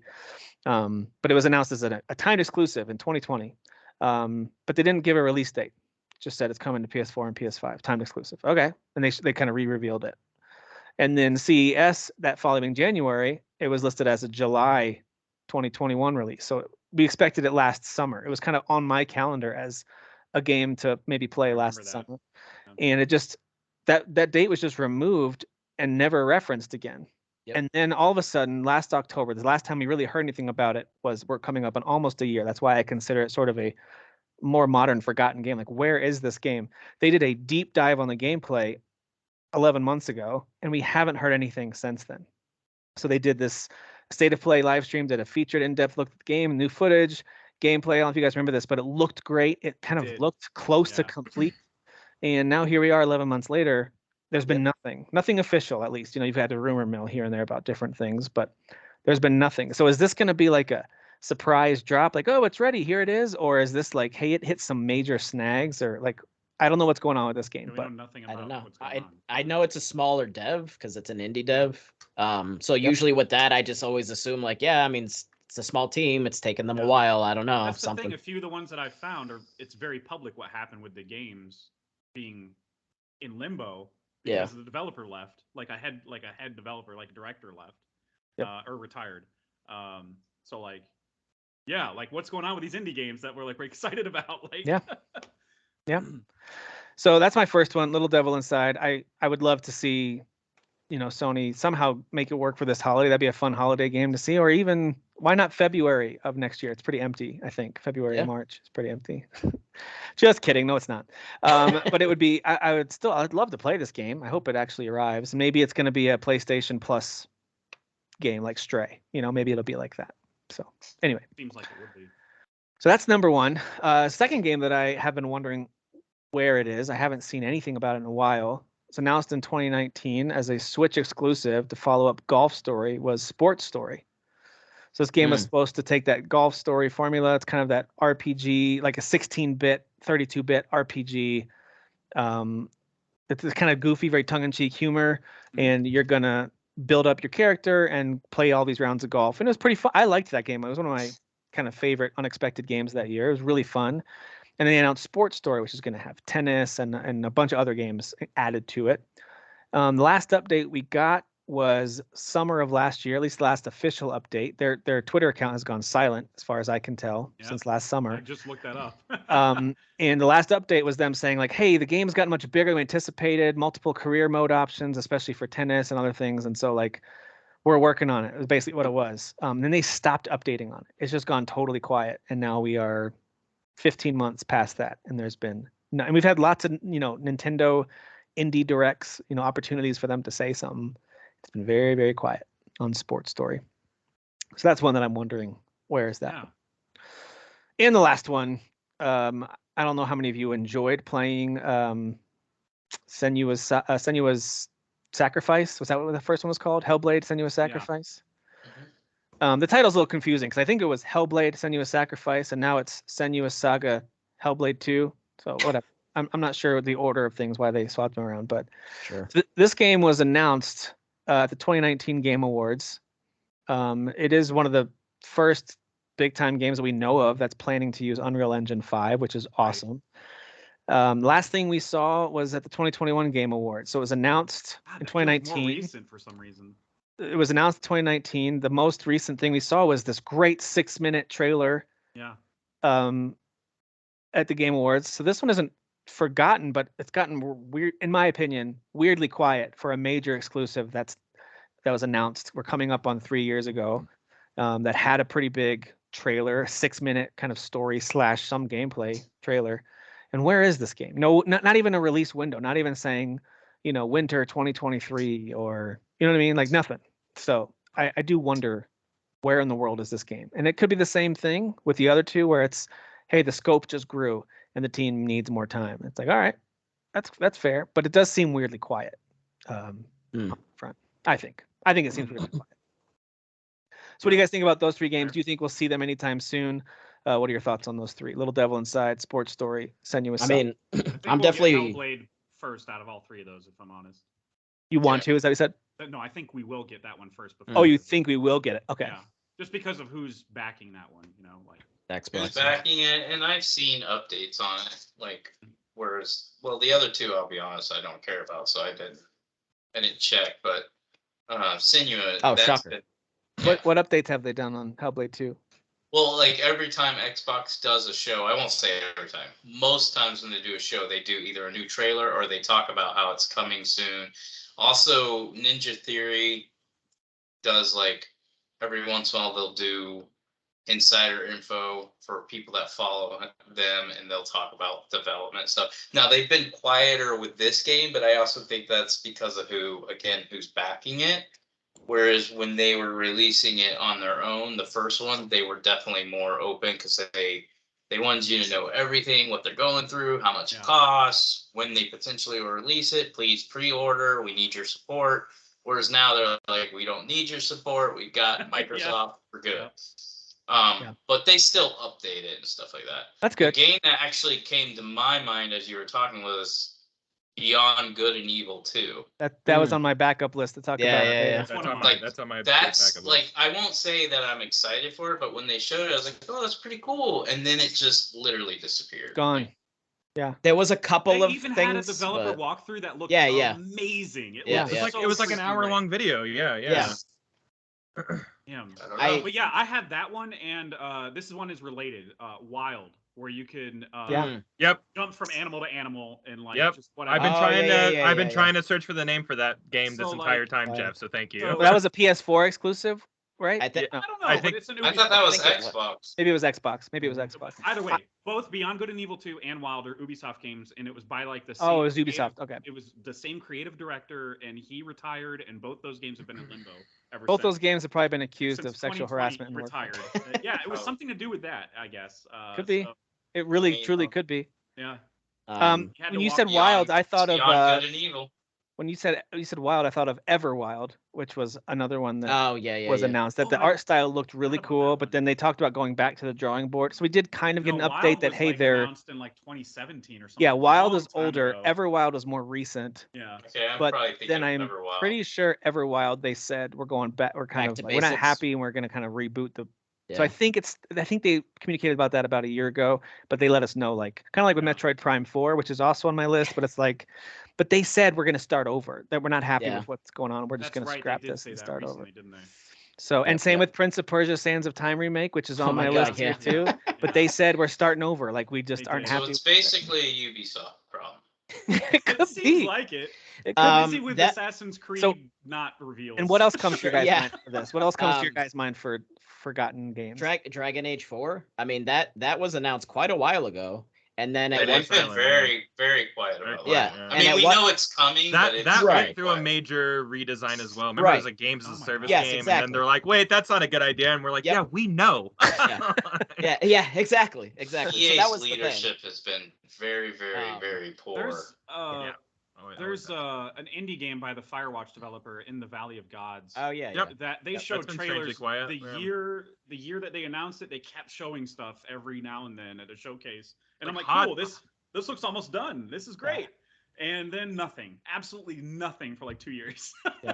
It's really weird, man. A couple others that I'll mention since we're doing a longer list.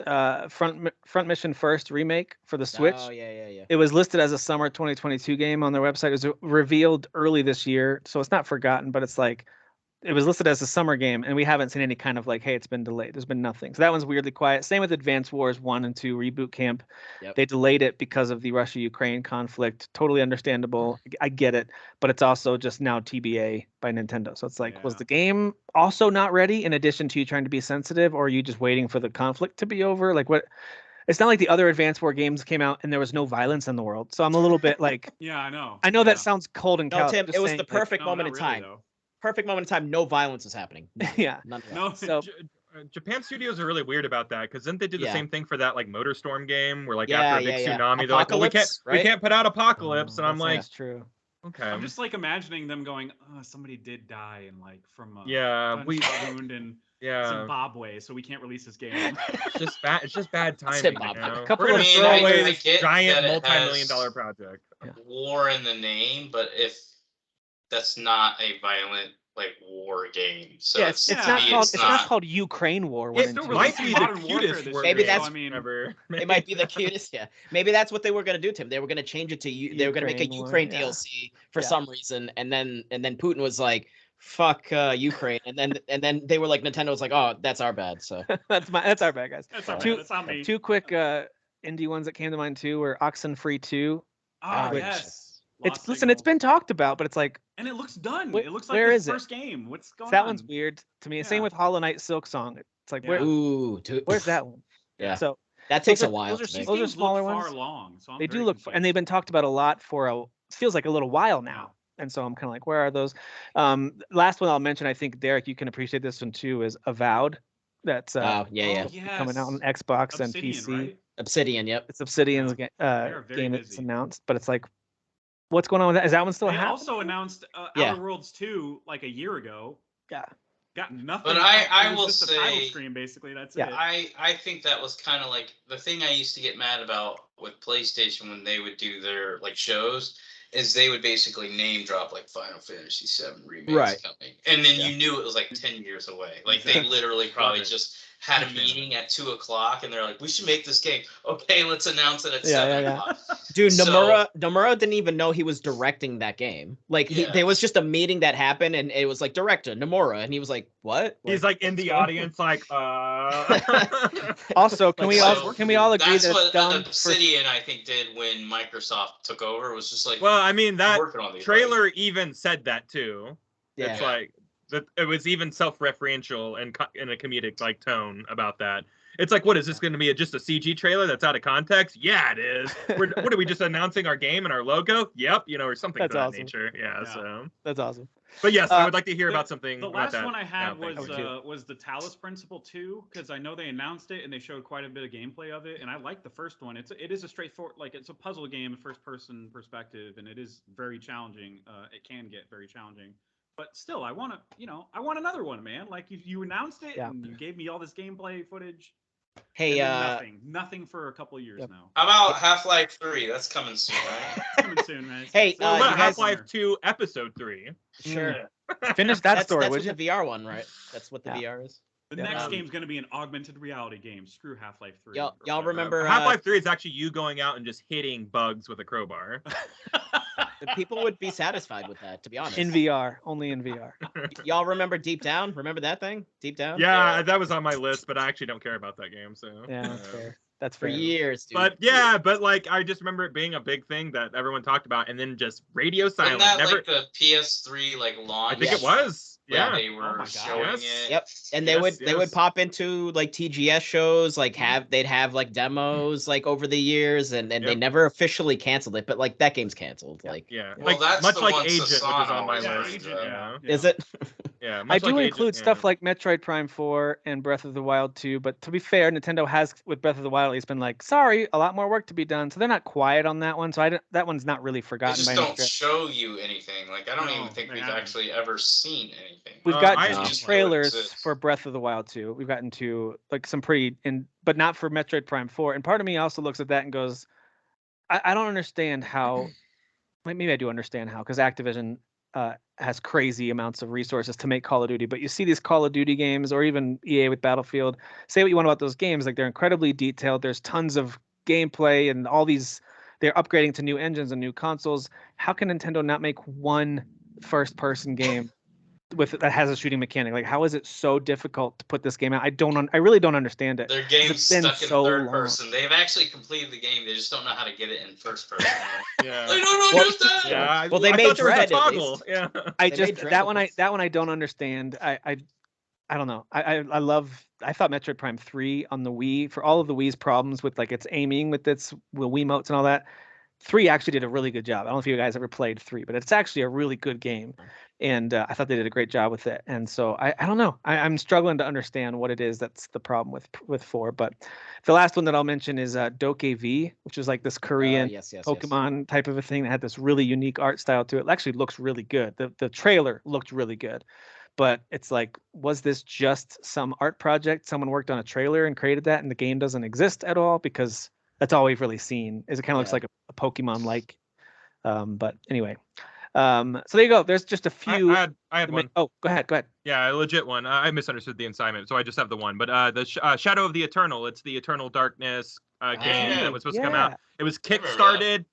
Money was exchanged. That's right. To a developer. That developer is supposed to make this game. It was never canceled. Again, money has been exchanged. Yeah. Like, I don't understand where this game is. Like Star Citizen, where it's like, except that game's an alpha, so I didn't include that. Yes, and I know people. I know people who play that game. So yeah, exactly. Like that game is in a playable fashion. So yeah. So I left that out. I'm sure they're getting updates every day.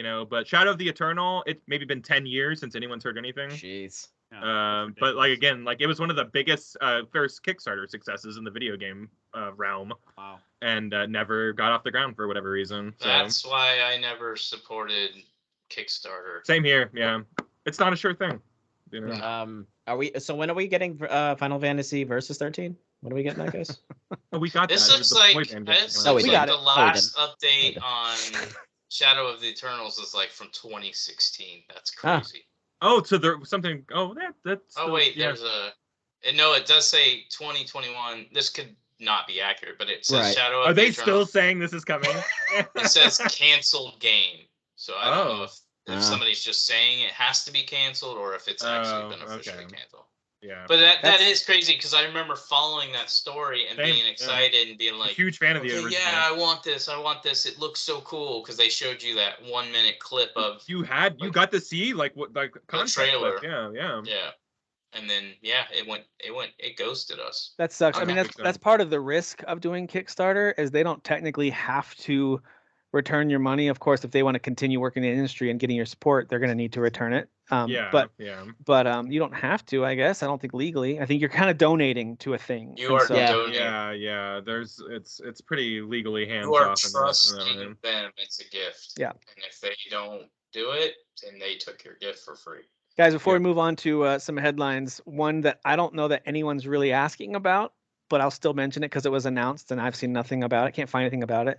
That's Goodbye Volcano High from PS4. There's a Gaston and PS5. game. There's a Gaston game. It was announced in 2020, but they've been quiet for about a year. Still listed as coming out this year. But that's a really weird, like, animals and school violence. And I don't know. Like dinosaurs. Like he does. He hates dinosaurs. Yeah, dude, I hate the faces in that game. They're so bad. It looks weird. Gaston, I'm championing that game because people hate so much of it. I don't care about this game at all, but like I'm just like, yeah, Volcano High, woo! Yeah. It's probably a PlayStation Premium exclusive. So I'm Can't wait. about that. Can't wait. Yeah, good money well spent. I'm gonna hype it up so hard and then never. So play it before we move on, I'm just gonna do like a quick update just because I'm not on the shows all the time. I don't know if y'all talked about The Last of Us Part 1 last week. Did y'all? We did, and we'll actually circle back to that at the end, like extra things we're playing before we wrap up. So, but I do want to hear what you think. I want to hear. I want to hear what you think too. Yeah. We'll move through these kind of quickly because there are some that are like there's some Ubisoft announcements, which we don't have to go too deep on because Kyle and Dan already did a reaction show. We'll just cover the basics there, and then of course D23 is going on. Lots of stuff coming out from Disney and a few other things. So I'll read through these. Feel free to interrupt / flag me down if you want to really spend a little time on these. So here's some headlines. Just wanted to highlight some stuff leaving Game Pass. You might be too late, although you might have a couple days on some of these. But it looks like, where did they go? Plague Tale, Innocence, Origami 2, Bug Fables, Craftopia, Final Fantasy 13, Flynn, Son of Crimson, I Am Fish, Lost Words, Mighty Goose, Skatebird, and Artful Escape are all leaving Game Pass, and then not I Am Fish.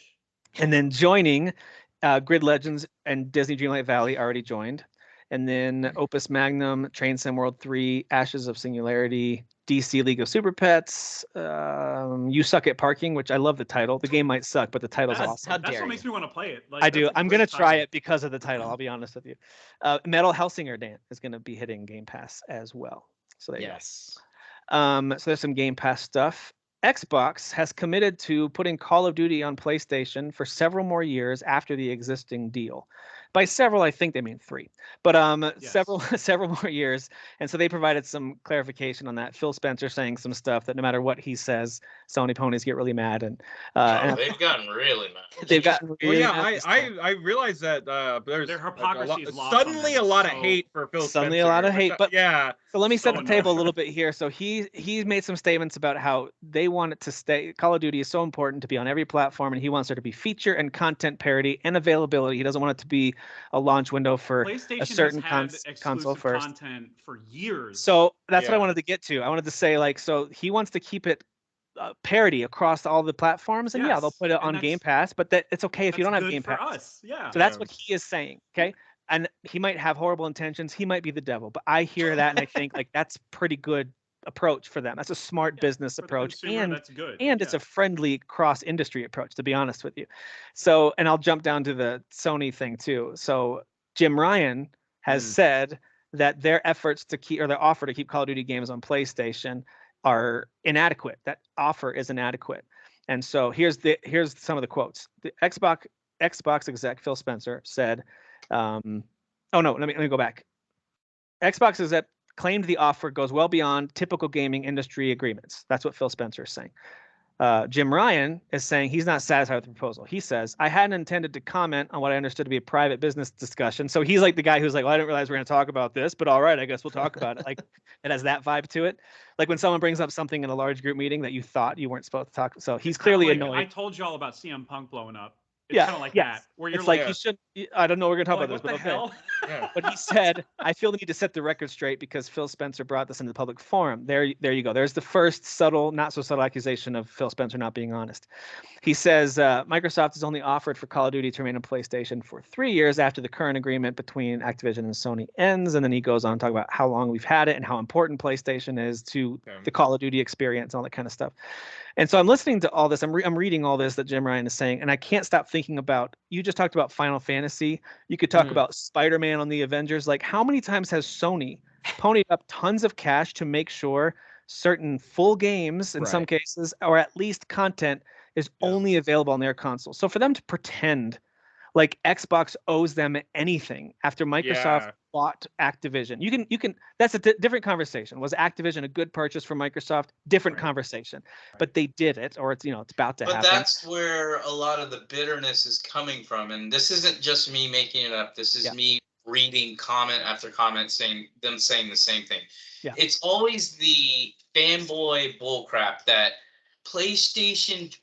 They brought these studios up from the ground up, and Microsoft just spent money. And I'm like, first of all, dumbass, they paid for all those studios. They never owned Insomniac.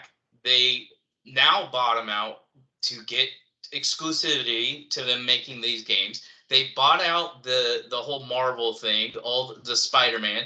That was blocking off Xbox.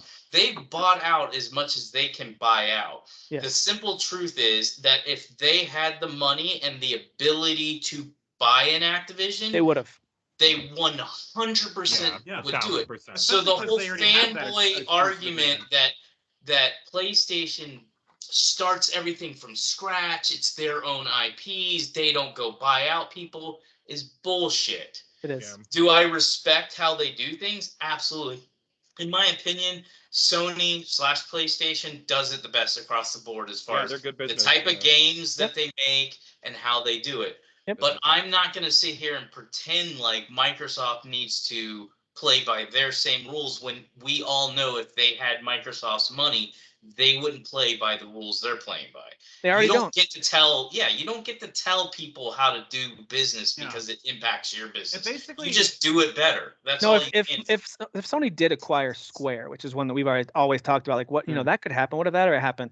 You think for a second they're going to keep any Final Fantasy? It's already not on Xbox. They're already not. Yeah. But what I'm saying, but there are Final Fantasy games on Xbox. You think they're going to stay there? They wouldn't be like, we're worried about Xbox. Sony's going to pull those immediately, and ponies everywhere will be like, "Yup, we should." They don't deserve them because they're whatever. Like they deserve to be in Sony's backyard. This whole thing is so dumb. The fanboyism is like how it allows their brain to detach from reality is insane to me. I want to see the checks you guys are getting.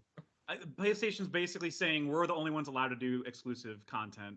Dude, all you have to do, I'm telling you, if you want to try to understand how these brains work, go to a soccer match, a kid's soccer match, watch the parents, and you'll watch one team, their team, hit another kid.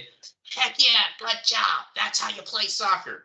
It'll happen back to their kid. Sure. Same exact type of move, same exact play.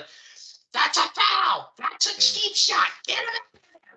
It's that biasness that they can't see past. They can't take a step back and go, we just did that to him, and it's part of the game. Yeah. It's legal. We're going to allow it to happen. Very to good us. comparison. I agree, although I'll say I experienced that more as a kid in the Midwest playing. Here in Colorado, I don't know why, but everyone's much more chill. They're like, we win. I don't know why. Yeah, I don't know why.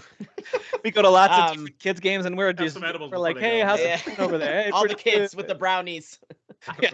I will say, I don't know if your kids do rec. We're not going to sidebar into this too much, but if you do rec, it's not as bad. But if you do like club soccer or any like sports that you're paying a lot of money for, it's all where you think your kid's going to end up in something bigger than reality, the parents are too. No, you're totally right. Like it's all rec see the bias. Except for my oldest son, who's now playing high school football, and I'm seeing exactly what you're talking about. You can hear it from the other side of the field, screaming about it's like it's with anything. Anything you're a fan of, anything you're a fan of, you only want things to swing your way. And I get it. I'm the same way. I watch Penn State football every Saturday, and I'm pissed off when things don't go our way, even if objectively. we're saying we have the self-awareness to recognize it. That's true. And these fanboys that we see comment in our group, I can't take them seriously. They come off like clowns because they're detached from reality completely. And I get the idea of like, cheering for a team in sports. I like, do too. yeah, but like, what are you cheering for in this industry though? Like, I don't again, I want to see the checks. I want to see the check written by Phil Spencer that makes you an Xbot. I want to see the Jim Ryan check for all you Sony ponies. Like, I don't know the stakes that y'all have in this company that people care so much. If anything, we really should be rooting for all of them because all of them keep each other in check. Keep each other in check, man. I just want to play games. Because if PlayStation wins out or Xbox wins out, then they dominate the entire.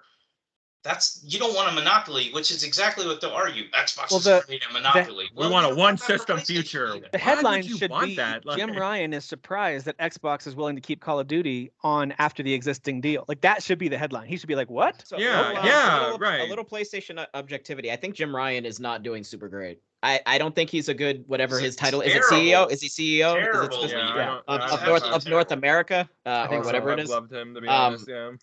This whole like when going into PlayStation 5, it has felt it's been the same Don energy. Matrick, though. Well, sure. Yeah. But it's been the same. It's been the same energy as PlayStation 3. That conceitedness that they had going into play. Oh, you'll get a second job, $600, Ridge Racer, crabs or whatever. That energy. That's a second job, just so you know. Well, okay, so then you did what Jim Ryan wanted you to do.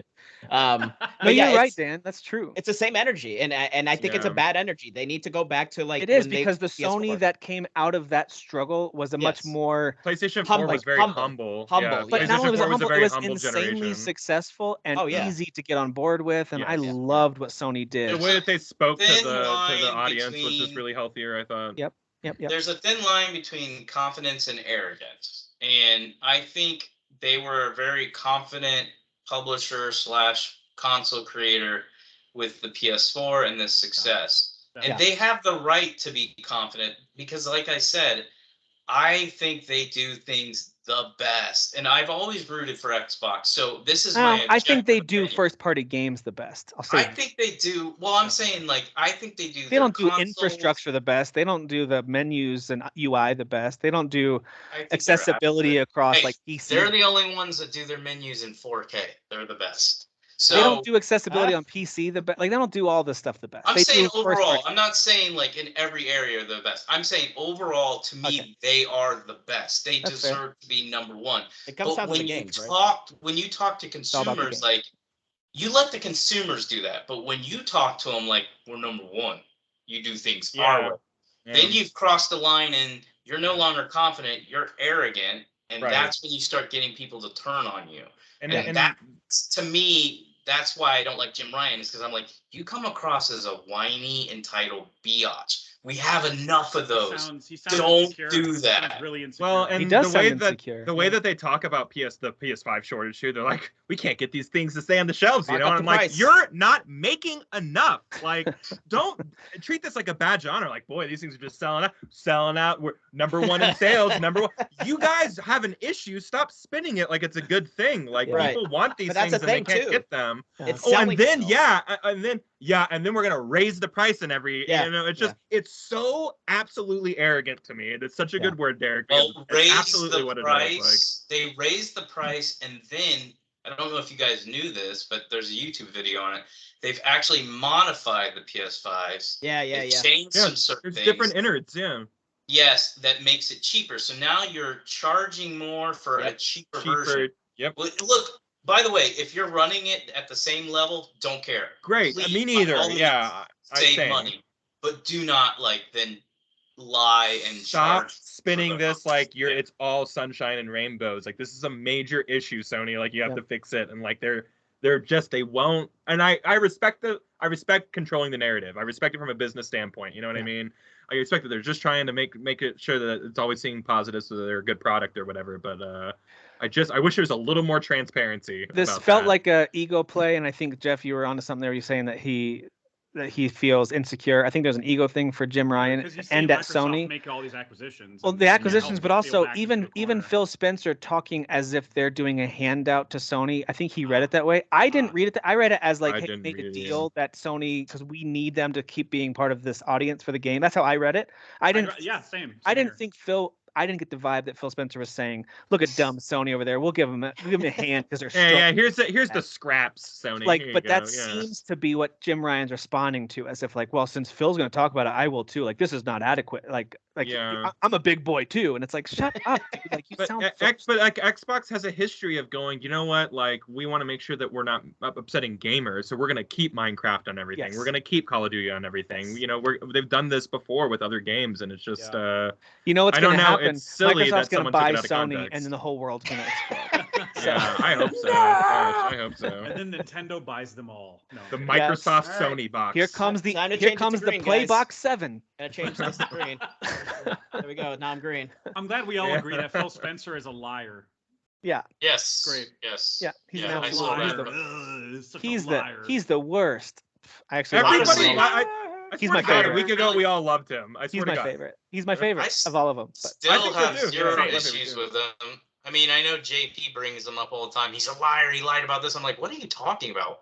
Like, it's not even like big things. I don't even know what he's talking about. But like, if he happened to be hired by Sony, he'd become the new Messiah. So that's just the way it is for when you're a fanboy of a product. Well, he's always been about the gamers, and for him to come over to Sony, like, God, we're so lucky, you know.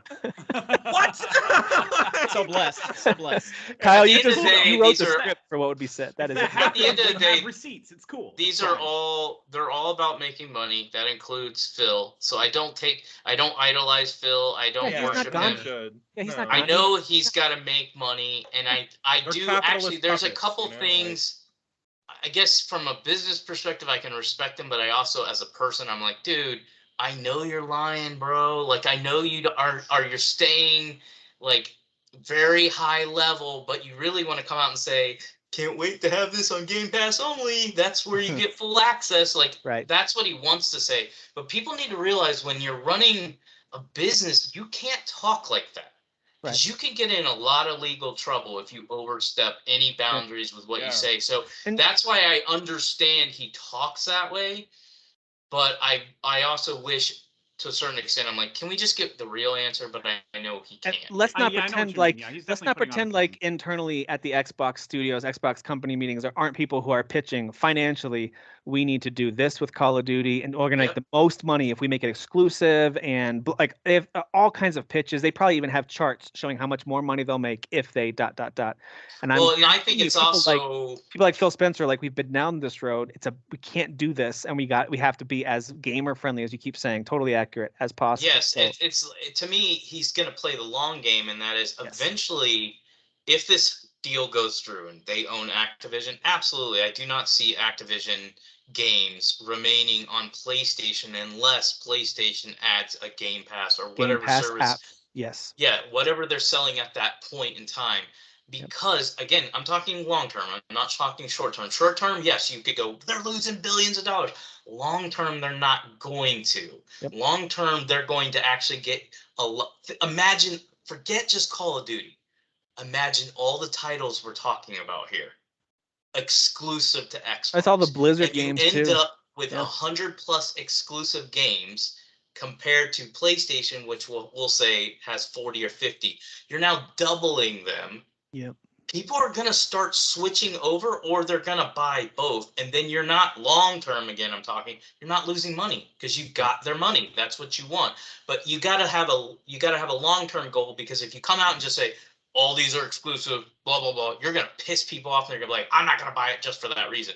But if you just slowly transition, you'll get them. And they're already doing it. Game Pass has already gotten more Xbox sales. Is it outselling PS5? No. But they've increased their Xbox sales because... It's not sustainable. It's not sustainable. Yeah. It's not sustainable. Microsoft's going under. They bought Activision now. Yeah, but they're still going under, though. It's like a... Yeah, it's Microsoft, money-wise, in trouble. You know? Totally in trouble. Yeah. Just like Nintendo, who's like sitting over there laughing at all Like, of this. we could fail like, for the they're, next like, out of the 50 drama years and we'll be completely. They're like, okay. it's not- Nintendo's like, we it's could not our just thing. re-release Mario Kart. It'll be a top seller for 5 more years. Yeah. That's all we have to do. Everybody, like, Nintendo's like, oh, good, everybody's not mad about Metroid Prime 4 being sold. Yeah. All right, we're good. We're good. Nintendo has Smog watching over their gold in their castles. They do. We, They didn't, really we do. didn't sell board games for the first 40 years of our career to go under at this late in the game. So It's very true. All right. Well, there's so much more we could keep saying about this. I think it's interesting. I actually posted in the group like, hey, isn't it kind of fun to have console drama coming back? Anybody? And then, yes, some people totally bit on that And one. then of course, yeah. I saw all of you like popcorn, Yeah. like yeah, dude, I was so fun. excited for this. Yeah. I even directly said Gasoline like, and match. I even directly said like, isn't it funny to see all this drama come back? And people were like, drama? What are you talking? Like, it's just they drama jump right about the drama. Yeah, that's very. It's like me saying, guys, look at the bait on this hook, and they're like, chomp. It's like, all right. Oh, that was the hook. That's not bait. I'm mad. It is what it is. All right, so we'll move through here. There's an indie showcase. Speaking of Xbox, coming up for Xbox. I think it's their indie developers showcase. That's going to be on September. I like that. Yeah. Maybe that's where we'll hear about some of these games we Free will probably be there, I would imagine. Yep, it could be some of these games we just mentioned on where are they? Maybe we'll see something there. God of War Ragnarok had a gameplay video that revealed this new dwarven realm called Svartalfheim. You don't pronounce it. Svartalfheim. Yeah. Anyway, it does look pretty cool. I'm at the point like I do get, and I talk about this all the time, where I'm kind of like, I don't want to see anything else of this game. I just want to play it. Watch it. So I didn't do it. It was like barely long. It was like 2 minutes, 3 minutes, or whatever. It wasn't very much, but it is cool. And I do have a quote from Grace Orlady, the lead community manager from Santa Monica Studios, said, "God of War Ragnarok will take you to the previously unreachable Vanaheim and this other one, the dwarf one, I can't say, and to Asgard, as well as other new areas from locations you've already been to in the previous." Asgard. Ooh, what's Asgard? Asgard. So where would they guard ass? Did your fingers just sparkle there? Ooh. Oh, let me jump back here to there was a new trailer for Pokemon Scarlet and Violet, which also revealed the Pokemon Scarlet and Violet Switch OLED model. So there's a special OLED model of Switch that's going to be releasing. I think that's actually releasing a month before the game comes out, so you can get the OLED version of the Switch, with the dock and everything all decorated out Pokemon style before the game comes out. So, and actually the design is very cool. If you go check it out, I like the way it looks. And if you don't have an OLED, go ahead and grab that one. I actually really, I haven't said this enough, but I'm enjoying my OLED Switch. It's really great. My OLED Switch gets so much play, man. I love that thing so much. I played through the rest of Monster Hunter Rise on it, and it's a fantastic device. It's really good. What a screen. Oh, great, man. And we already talked about Sony whining about the Call of Duty, so we'll skip that. And there's also some updates to both the Xbox consoles and the PS5. They're both got some updates recently for some new features. But for the sake of time, I'm pushing past those. Go look those up if you're interested in those. Noise suppression and folders and whatever else. So go check those things out if you want to. Folders on PlayStation? Or? Yes. Yeah. Whoa! It's not that great. It's okay. You've tried it? Yeah, it's not on the main screen. It's like on that other screen when you see everything. Yeah. Nope. Phil Spencer, get on camera. We lost him. God, we lost our PlayStation guy here. Phil, get the. No, you were supposed to be our JP. What happened to you? Yeah, you're supposed to just like everything. I'm a normal human being. Yeah, I was like, how do you being. not have more stakes in it than I changed the color back to blue, guys. There it is. There it is. We Kyle talked a little bit about Cyberpunk recently, but I just wanted to emphasize that not only did they have a great update recently, which I'm glad to hear, Kyle, all the improvements that they continue to add for free, just in regularly keeping the game fresh and updated. That's great. But they, of course, had their official announcement of the Phantom Liberty expansion, which is coming out in 2023, only on kind of new gen, I guess people are saying, consoles, PS5, Xbox Series X, and PC. Good. And it's gonna be a spy thriller expansion that does feature the return of Johnny Silverhand, played by Keanu Reeves, and a cast of new characters. So yeah, that's pretty cool that they're doing that. It sounds like this is going to be their only expansion. They said it's the only planned. Really? Whereas with Witcher, they did have two planned for that.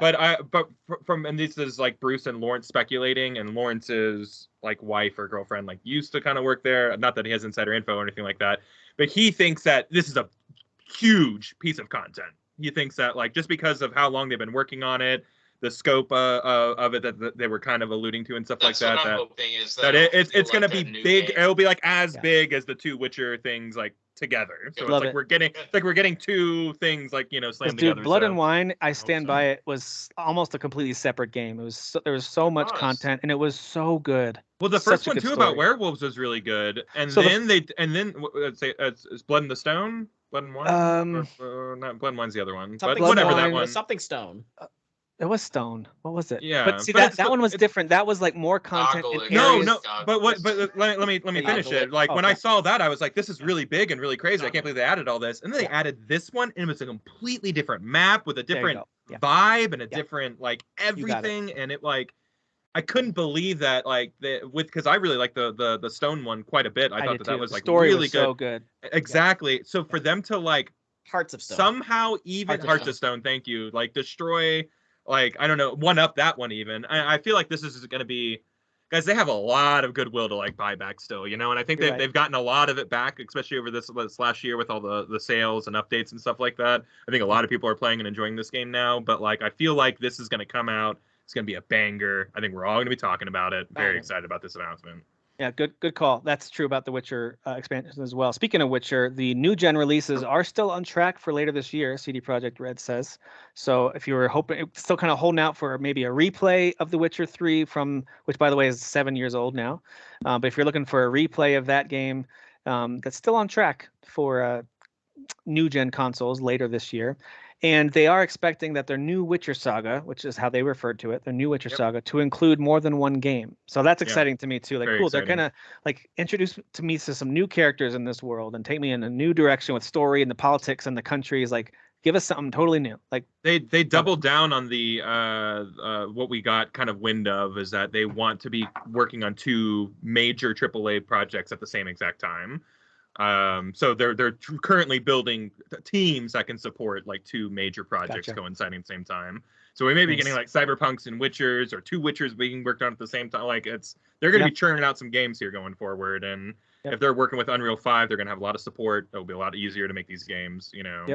I'm excited. I'm excited for the future of that studio.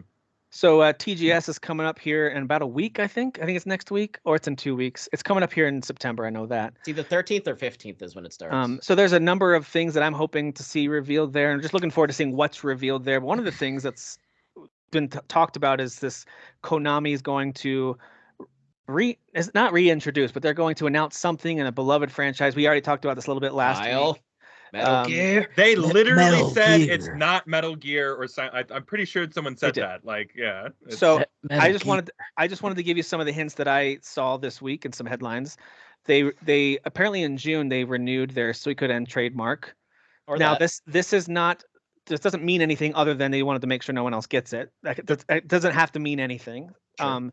But their TGS. Because their TGS reveal is being hosted by the voice actor Yuji Kaji, who voiced Joey, one of the main characters in Suikoden 2 and in Suikoden Tier Chris. You're getting swept up in the marketing. I love it. You're getting swept up in the. Yeah, I'll take this too. In the moment, I love it. Here's what I would love to see. Even if they don't say anything, here's a new installment of Suikoden. If they were just like, here's a collection of all the games, like, give me that. You could do two collections, like, and the then I old don't school care ones what and the new ones. If they do that, then I don't care what the new entry and whatever other franchise is that maybe is not my favorite. That's fine. Doing a new entry and whatever you want. If they give me a really good collection of Suikoden 1 through 5 and the spin-off games, I'm in. I'm totally in for that too. So, but I still want Metal Gear. That's fine. You can never gonna get that. I'm never gonna allow. I will never allow myself to be excited about Metal Gear again. Lackward.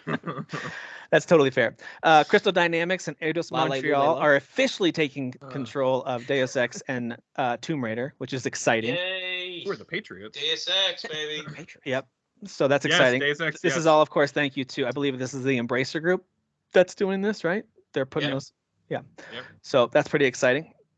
Capcom has confirmed that they're going to be showing Street Fighter 6, Exoprimal, Monster Hunter, Resident Evil, and Mega Man in their lineup for TGS. Mega Man. Which, by the way, that is this coming week. Oh, that collection maybe. Yeah. Jeff put that in the notes for us. That's their showcases on September 15th. So TGS stuff does start kicking off this coming week. 15th to the 18th. Yeah, so that's pretty cool. That's next weekend. That's great. Love a new Mega Man game, dude. I think I got everything And then except Legends for we need to 3. talk about Disney stuff and Ubisoft stuff. Before we get into those lists of announcements, anything else you guys want to highlight before we move into those? As far as what we're playing, or no, just news? any big news that I'm missing. All right, so let's start with Ubisoft Forward. We don't spend a lot of time on here because Kyle and Dan already did. There's not much to share, to be honest. Well, I just want to talk about Just Dance for 30 minutes. Nope. Please. Nope. Nope. Yeah. Shut them down. Let's talk about the 10 Assassin's Creed titles. So they, right, yeah. I'll go through this list. Thank you for adding this in here, Jeff. This is really helpful. Thanks, I Jeff. just had an article put in. Thanks so much, Jeff. I did it for Derek. Really? So I still am very hyped for Mario plus Rabbids Sparks of Hope. I actually really enjoy it because I only got to watch showcase really blew me away. The first 20 minutes Dan or so got of to this, watch me change on that in live time. Yeah, so I really enjoy what they showed. To me, this game looks like just as much fun, if not more, than the previous one. I'm very excited. I'm excited about that too. That's gonna be a good. That looked like a lot of that caterpillar thing was super fun. I really like that whole segment. They showed more Skull and Bones, and I'm probably the most positive out of everyone on here. But at this point, I'm like, I just want to try the game. Like, I'm not interested in seeing more of them break down how. Do we have a release date? Do they have November 8th, the day before Ragnarok. Right. That's great. That's great. That's a good decision. They really thought about that one. They really thought that They really thought about that one. They really did. They're totally different games. I mean, people will buy both, right? No, they won't. There's no cross. Riders Republic, which is actually a pretty decent kind of X Games game. It really is fun. they have a BMX expansion hitting this week. They talked about that. Division Heartland. Did they say much about that? I didn't watch it. Crap. It looked like garbage. I thought that was the mobile game, and they're like, now we're gonna talk about our mobile game. I'm like, because Resurgence is the mobile game. Yeah, Resurgence. I was like, this mobile game looks better than. I said this mobile game has better graphics than the game they just showed. Like, that's not a mobile game. That's not good. That's not good. Crazy. All right, moving through here. So we got Netflix teaming up with Ubisoft to release 3 exclusive mobile games on their platform. Valiant Hearts 2, that's interesting. Mighty Quest, and a new Assassin's Creed title, which they didn't give details on until later in the showcase. But Valiant Hearts 2, is that going to be World War II centric now? Did they say, or is it still World War I? They didn't say. They just said, here are the titles. Oh, just titles. Okay. Yeah. Okay. And it's only mobile, right? Because he said it's through the app. It's through Valiant, the app. Yeah. Valiant Hearts 1. Hey, Jeff, you should do a live stream of that so we can all see you cry, visibly cry, as you play Valiant Hearts, the first one. Is great. Yeah. It's great. All right, so Netflix has a TV series of Assassin's Creed in the works. Okay, all right. The bar's It's pretty gonna be as low. good as the movie, I bet. The bar's pretty low with the movie. Right. Yeah, I know. It wasn't the worst movie. No, Hey, I not at enjoyed all. it. I'm not saying it's great. But Sure, yeah, but that's probably what the show's gonna be. Yeah. It was, to me, it was right there with like the Alicia Vikander Tomb Raider movie. It's like, okay. Like when it was over, I was like, all right. Like I thought it was. Turns out she's the poison we should have all been worried about. Because She's in both? She's in both. Yeah. Oh. I wasn't trying to pick on her. She's great. Oh. Okay. Mythic Quest Season 3 trailer. I'm just gonna read through this kind of quickly. Great trailer. I'm excited. I'm excited for that show. I'm gonna resubscribe to Apple TV when that comes out. I love that show.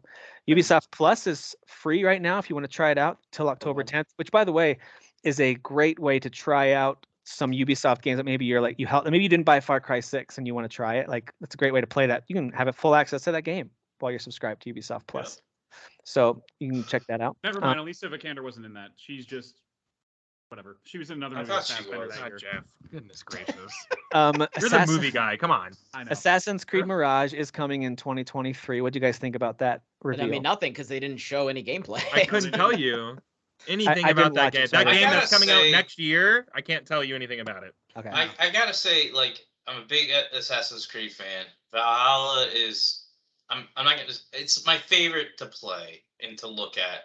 I'm not gonna say it's the best story wise or anything like that. It's not. But I'm very disappointed with the direction of Mirage. Now maybe it'll have a good story because of who the character is, but like the main protagonist. But I don't know. I don't want them to go back to the Middle East. I wanted them to go. They're doing multiple. You get both now, you know. I know. I'm talking like I was hoping the next game would be like another RPG or something cooler, not Let's go back to the Well, they Middle are. East. They're doing Assassin's Creed So the Codename setting, Red. you're not even in love with the setting. Not even just that it's like a stealth game, but just like the setting and okay, yeah, sure. Aren't they doing? Didn't they announce Assassin's Creed Codename Red as a feudal Japan open world? No, I'm saying but that's not the next one. Yeah, that's not the next one. I'm disappointed that Mirage is what it is and not. See, I feel like Mirage isn't going to be a full-fledged Assassin's Creed. It's not. Game. It's a $50 game. It's one city. You know.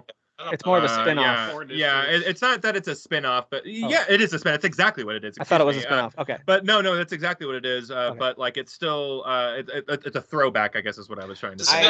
Not to discredit what you're saying, but like, yeah, it's gonna be a little more stealth oriented. To Valhalla, because Basim is in that. Basim. Yeah. More narrative focused too, right? So more narrative focused. If you guys finish the main story of Valhalla, you know that Basim is actually a much more important character than we realized, and especially in the modern day setting, there's some stuff that happens, and so like. Basim was in Origins. No, he is in Valhalla. He's in Valhalla, and this takes place 20 years before Valhalla. They say so. Oh, okay. So I think they'll set up a little bit of.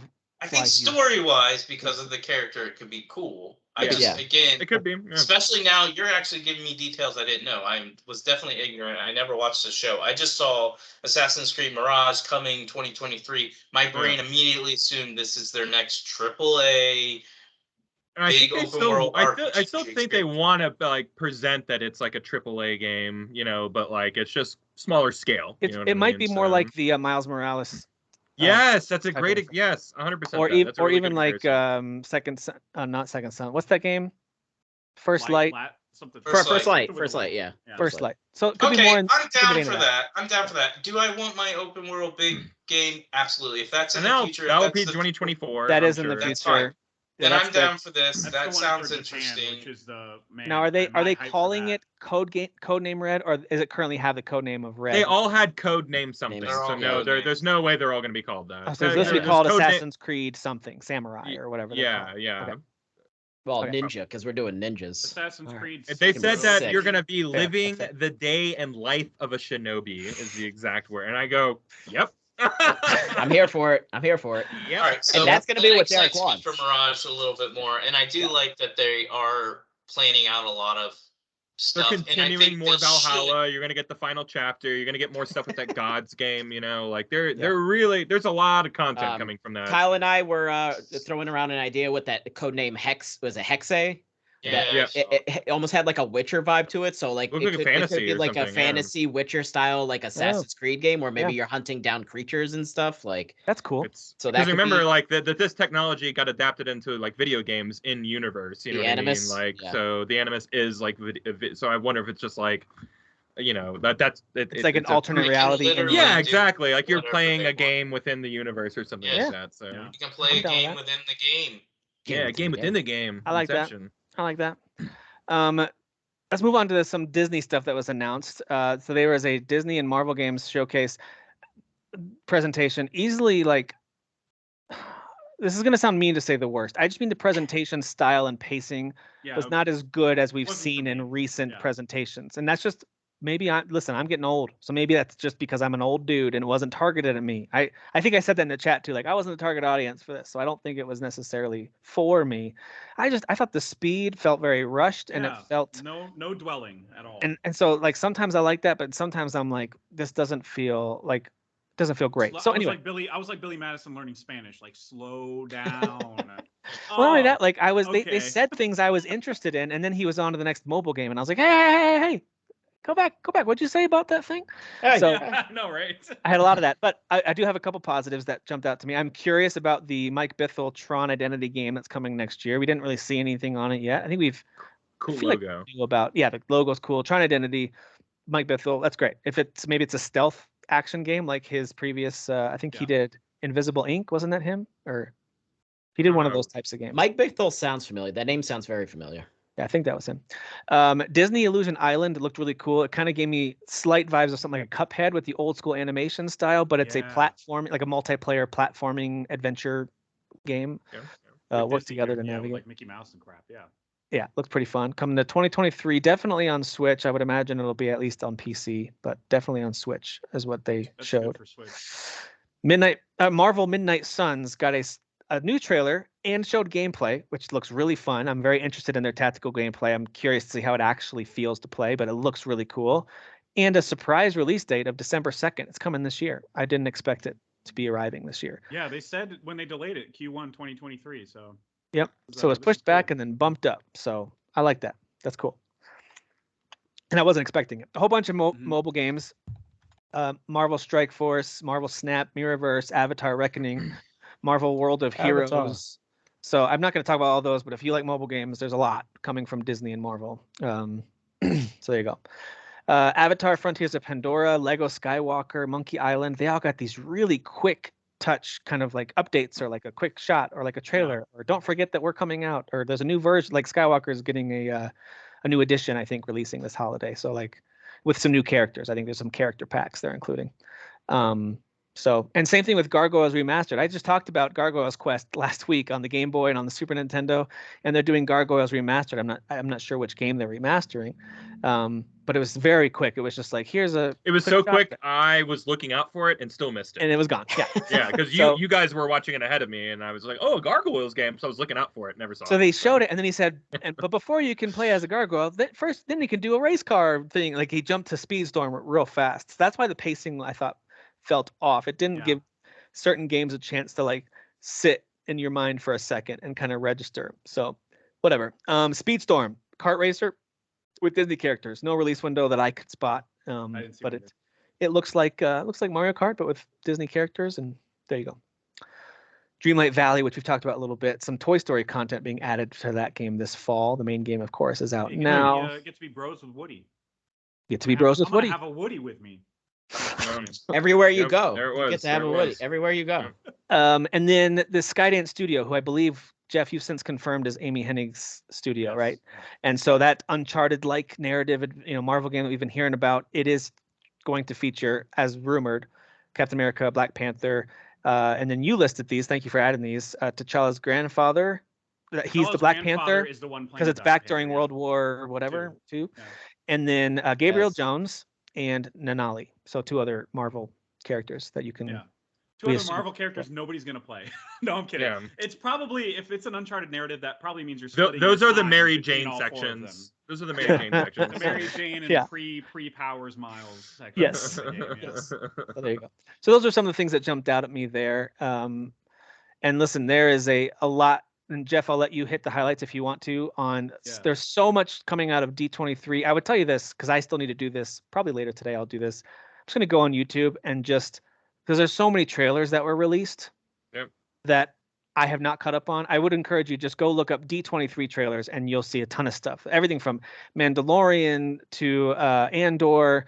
I think they even just had some news about some stuff. I think they had a Willow trailer. I thought I saw that highlighted somewhere. So a whole bunch of trailers. That Willow trailer, I've never seen the movie, and I've never always seen Willow felt like either. it was too old to watch. But that Willow trailer made me want to go watch the movie because the trailer. Same here. So good. Yeah, I gotta prep for this show. This looks great. Exactly. It looks so good. Oh, I couldn't believe it. Yeah, because I've never cared about Willow. Yeah, exactly. That's never been a thing that I've cared about. Yeah, Secret Invasion trailer. So many trailers that I want to watch that I haven't yet. But what jumps out at you, Jeff, or anyone else who watched D23? Kept track of the headlines. What do you think is? I was most psyched by what Marvel showed, but we can start with Star Wars. Curious if Kyle caught any of the details I might have missed, but I know that they trailered Andor again. It was a short one though. It was like a short minute trailer because we've already seen most of what that show is going to offer. But I'm excited for it. And I know they did Tales from the Jedi, which is going to be stories. It's going to be stories about Count Dooku training Qui-Gon Jinn. And kind of his fall from the Jedi Order. It's an anthology show, right? It is. There's I think there's 3 different stories. There might be I don't know, I forget. But the ones that I know about is the Dooku one and then the Ahsoka one, and it's her time after Episode 3. So gotcha. You see her attending Padme's funeral. You see her fighting an Inquisitor, which I assume is the lightsaber kyber crystal she gets. Yeah, there's a trailer for that one, and that's coming out. At the end of next month, I think. It's October, October 26th. And then there was a trailer for Star Wars. What was the other one? Mandalorian. Mandalorian, No, obviously. it wasn't that one. No, yeah, that trailer was out of control. I'm was so screaming. excited for that. So excited. I was in a room by myself screaming. I'm like, that's Mandalore! Oh, look at all those clans. There was a guy with an orange helmet. You know, it was crazy. I was way out of my depths. How many octaves did your voice go up? Oh, the entire time I was like, you know, like it was wild. I like that it's going to be dealing with the consequences of his choices from the first couple seasons in Boba Fett. Yeah. So yeah, that's great. I think they showed some stuff from Skeleton Crew, the Jude Law show, and I think they showed stuff there, but we didn't see get it. To So see any of it. And that's like that's a more kid centric, you know, that is, live action show. Yeah, I think John with Jude Law. I'm trying to remember what else there was to Star Wars. I don't think there was anything else. I can't think of anything else. I can't. Bad Batch coming in January. Bad Batch. Oh, the Ahsoka show. The show. Mary Elizabeth Winstead is in the show. We don't know what she's playing yet. They announced Ezra.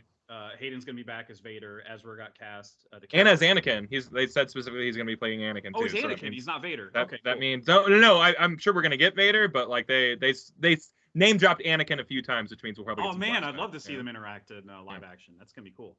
And Ray Stevenson is the villain, and I think he was the villain in like the other guys too, which I love that movie. Looks like somebody's been playing some Grand Theft Auto. That's that guy. Okay, sure. Yeah, I know what you're talking about. Yeah. I would like for there to be a show called The Bad Batch where it's all people who have been canceled in the last 5 years, and it's just like all people who have said. It's Chris D'Elia and Brian Callen, and yes. I would watch The Bad Batch if that's what it was. I think there is a new season that coming in November. I don't know if there is. There was something said about that somewhere. Bad Batch is in January. Yeah. Okay. January? Oh, I thought it was. Yeah, it got pushed all the way back. Yeah. Oh dang! Oh, that's a bummer. Now I did see that back like 3 times now. Inside Out 2 got announced, which is one of the more exciting Pixar properties. Was the only thing I documented from the animation / main Disney Pixar thing that they did first, because that was the only thing that was like, holy crap! I've been waiting for this for. I'm excited about it, but I also feel like a sequel to a very novel, unique, new idea has a tough hill to climb. Because for sure you already tackled all those cool, unique, catch you off guard ideas. Now we're going to be like, weird that what other emotions can you talk about? It's weird that they're following Riley again, because I felt like the end of Inside Out kind of set up a perfect sequel of somebody else's head. Yeah. So like you could have the cat's head. You could have done something totally different. Well, maybe that's what they'll do. They could. We get a lot of different. They're not. They're following Riley. She's a teenager and she's going to have different emotions now. So that's going to be fun. Amy Poehler's back. I'm excited for that, man. That's my favorite. That's probably my favorite Pixar. I like Inside Out a lot. Yeah. I like the Inside a lot too. Yeah, and being inside is great. Being Inside Out, I don't know about that. I don't know about that, dude. Red flag. I'm talking about sex, guys. Red flag. Red flag. I see a red flag from Dan. Hold on there, dude. So Marvel stuff. Secret Invasion trailer was fantastic. So good. Wow. There's a lot of red herrings in that. I feel like we're gonna be seeing some people pretending to be SHIELD agents that are actually Skrulls.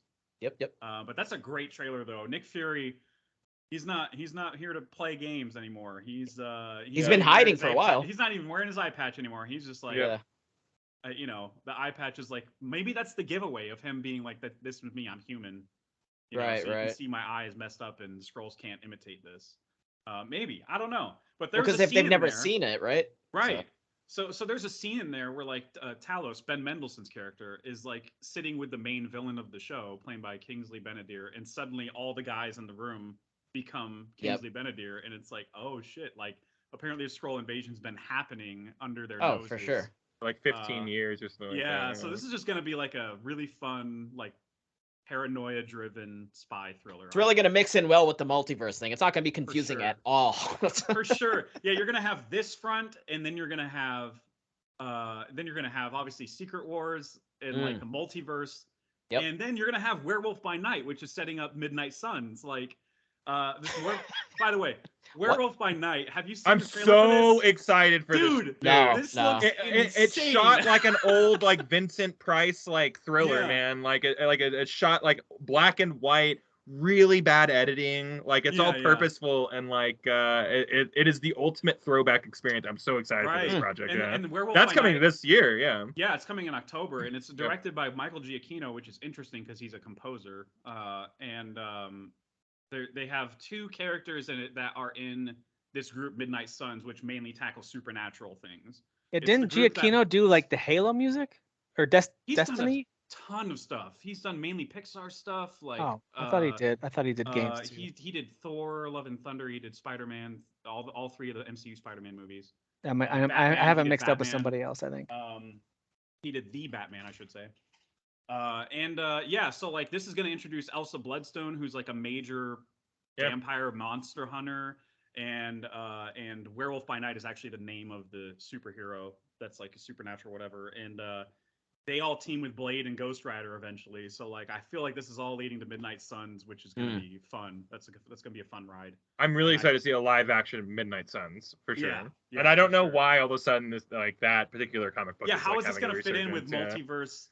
We'll see. Maybe they're in a different universe and they bleed into the whatever. Anyway, Thunderbolts team up was announced. That's the Suicide Squad basically of the MCU. And they did show the lineup so far at least of everybody that could be there. They showed Yelena, who's going to be the leader. Bucky is in it. U.S. Agent, who's a knockoff Captain America, obviously. By the way, I was wrong. He didn't do the Halo and Destiny games. He did all the Call of Duty and Medal of Honor music for those games back. He's done tons of stuff with movies and games for sure. Yeah. But Taskmaster will be back. Red Guardian's gonna be back. I didn't expect that. That's cool. And I remember reading online before this was announced that Ghost from Ant-Man and the Wasp would be back, and I'm like, that's cool because that's a cool ability. Like the phasing ability is really fun to watch. And then of course Julia Louis-Dreyfus is back as her character. Although some of those types of abilities, like the phasing, they're not always explained super well. Like I really do like when there's a good, at least somewhat understandable rule around an ability, like something around it. That's like okay if there's not. Remember when Vision got stabbed in Infinity War? You're like, how did that happen? Yeah, and he just goes, I don't know. It was it's like alien. It's an alien tech. What? Yeah. Okay. Sometimes I get it for storytelling purposes. Sometimes I'm like, wait, if they could do that the whole time, why didn't they? All right, never mind. Like it's hard to. Like, all right, whatever. Yeah. So I'm excited for that, but I'm interested to find out if Zemo is in it or not. Like he better be. You can't do Thunderbolts without the comics. So I feel like they're bearing that lead pretty hard. Yeah, they got it. That's happening for sure. I found it most interesting about the next Captain America movie, that they're bringing back Tim Blake Nelson, who was last seen 14 freaking years ago playing a bit character in The Incredible Hulk. He's coming back as the same character, but he's going to be a villain called the Leader. Well, at the very end of that movie, they set it up at the movie. He got the ooze in his wound. Yeah, and he was like very thrilled about it too. He was like too excited about it. The wound ooze. Oh. Yeah, wound ooze. Yeah. But he's gonna be back. They're gonna bring back some people from the show, the Falcon and Winter Soldier show, and I can't wait for all the big lecture that's gonna happen at the end of the movie. It's gonna be fun. That's the final act. It's gonna be at the beginning and the end. You're gonna get two really big. Yeah, he has all the bad guys captured, and he starts preaching to him about how they need to You should do better. Like, no. Not again. This worked before. I don't want to do better. I found the details very interesting about Ant-Man and the Wasp, Quantum Mania, because apparently Kang is hiring Ant-Man to do a heist in the quantum realm. And that's actually true to all the Ant-Man movies. All the Ant-Man movies have been heist movies so far. So that's very interesting. And the Marvels sounds like a lot of fun because it's a body swap movie. Like every time they use their powers, they swap bodies. Oh, so is that what that was in the okay? Yeah. Hey, there might have been something about that in the show. Who knows? I don't celebrate all of Lindsay Lohan's movies, but I thought Freaky Friday was pretty great. You know what? Sure. Mean Girls. That's her peak, and then obviously she fell off a cliff. Mean Girls was her best movie. Yeah. And that's not saying a lot. Anything else from Disney or Ubisoft that we missed? Yeah, I was very surprised that Indiana Jones 5 trailer or whatever footage showed, and apparently the crowd was just blown away by it, and Harrison Ford was like crying as he introduced it. Because he's so old. This movie is a big deal. No, he's so old. He just wants to die. No. Harrison Ford is one of those people that you can tell when he doesn't give a shit. Absolutely. You know what I mean? Absolutely. Like, can I just suggest Star Wars? He didn't really care too much. No, he didn't care at all, and he was being a total asshole, and it was awesome. I loved it. But it also kind of fit with his How did this work? though. He's like, I don't care about that. Storm off. It's so great. so wonderful. Whereas with, he doesn't give an F. This, it sounds like he's actually stoked about this movie. He's like, oh my God, it's actually a cool movie. And I'm like, speaking of Harrison Ford, one of my favorite recurring bits was with, I think it was on Jimmy Kimmel, where he would always accuse Chewie of like sleeping with his wife. Yeah, do you guys remember that? Yeah, I do. Like, I know it was so dumb, but I loved that whole bit. I thought that she was my wife. Yeah. She was my wife. But he would like actually act in that little bit. Like he was getting into it. Anyway, I wanted to read the note that I wrote about Avatar. Some dumb Avatar crap was shown. Who cares? Coming, hopefully never. Wow. That's what I wrote. We excited about Avatar, guys? Avatar. Yeah, wow. That's very mean. Listen, they're starting filming on the 4th one like this year. It's insane. What about the 3rd one? What about the 2nd one? Back to back. What about the 2nd one? We don't even know. I forgot which one we were on already. Yeah. I don't know. I do feel like the 2nd one's going to do really well because people are curious.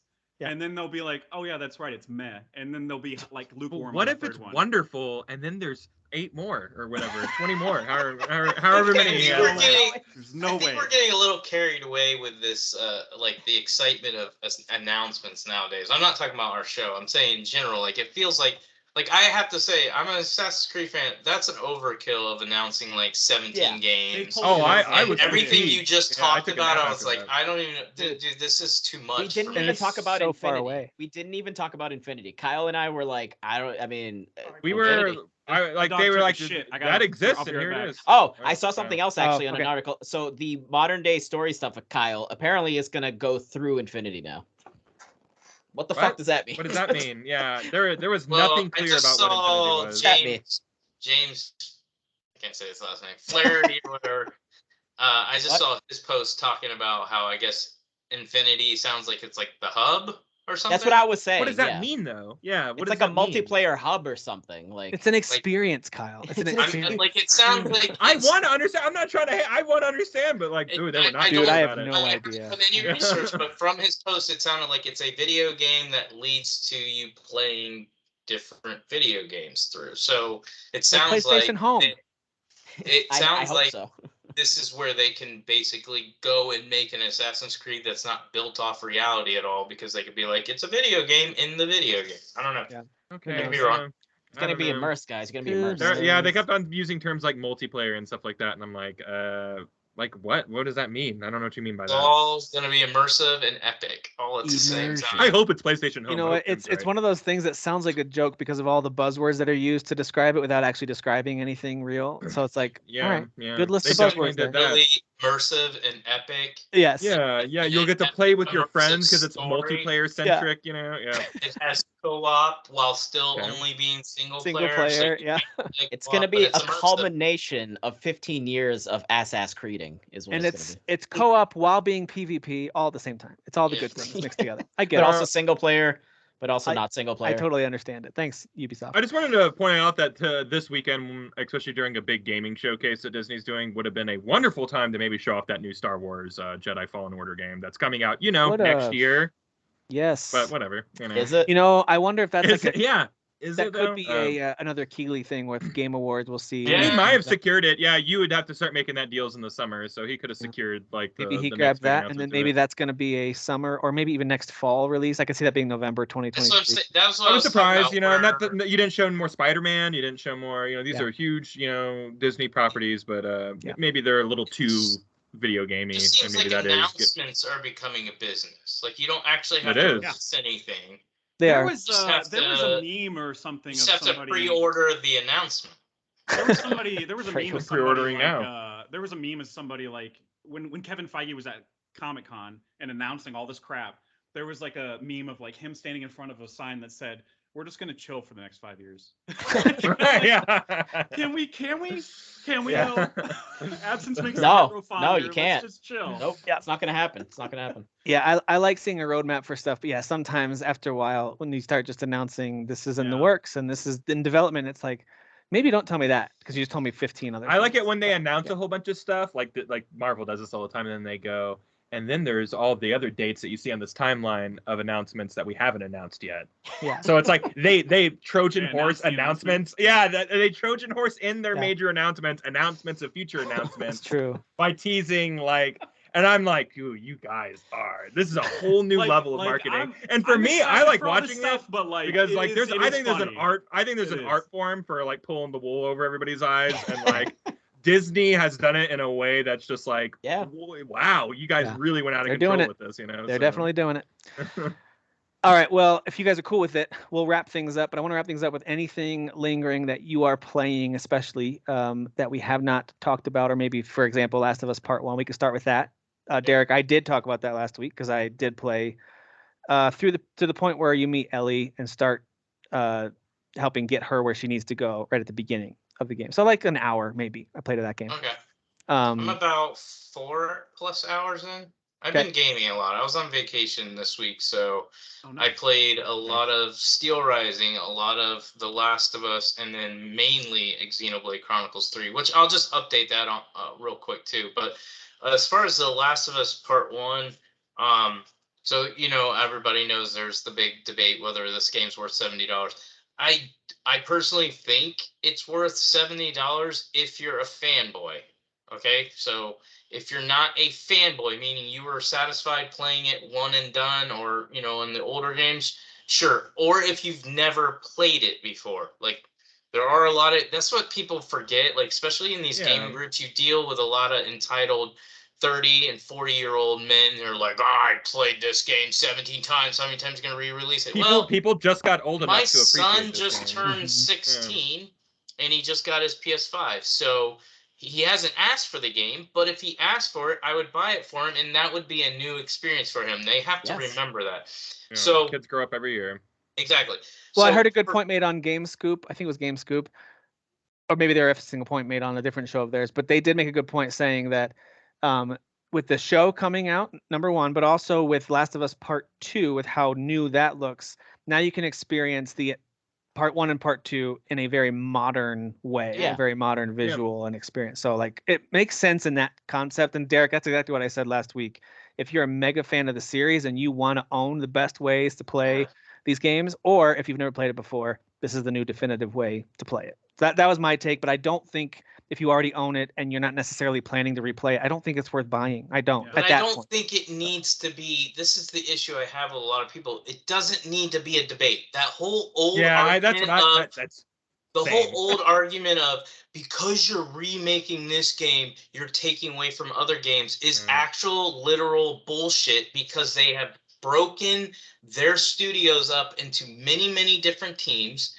And so other teams are working on their new IPs or new products, and then they take this separate group and they make them work on remakes and stuff that, yes, they're putting money into and they're financing, but it's not as much of a risk. But that stuff comes from investors, and guess what's easy to pitch? The game that sold really well 10 years ago. Let's remake that. Oh, and here's some data about how well remakes sell. You know what I mean? So people just don't know how the industry works, and like all the armchair quarterbacking, like it's just so hilarious to me. So I am for. I think it's okay to say whether or not it's worth a consumer to buy it or not, and I don't think it's worth everyone buying. That doesn't mean it wasn't worth them doing it, right? I'm talking about the people who dig their heels in and want to debate so hard that it shouldn't exist at all because this is more of like a buy it, don't buy it, or wait. And I think if you like the games a lot, but you don't necessarily need to play it right now, then just wait. It'll go on sale. It's the controller comments of this should not exist because I don't think it should exist. That's dumb. I mean, that's the same thing with DLC. People are like, mad you're making DLC for a game. Why aren't you working on the new game? Why are you making another chapter here? That's how it works. It's the same type of mindset. So. But anyway, so for me, as a fanboy, I'm admitting I'm a fanboy. I think I beat the game like 6 times. I paid $80 for it because I bought the deluxe version.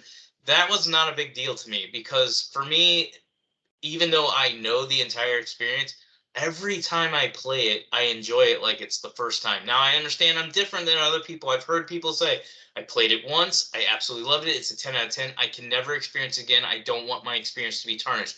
Cool. That's you. That's not me. Me is I always have more fun the more I play a game. I generally don't enjoy games a lot of times the first time as much as I enjoy them the second, third, fourth, and fifth because I know what I'm getting into. I'm good at it, and I can just go in there and freaking destroy and kill everything because I'm good at it. And I enjoy that. I like that. I don't know. I just like that feeling of being dominant.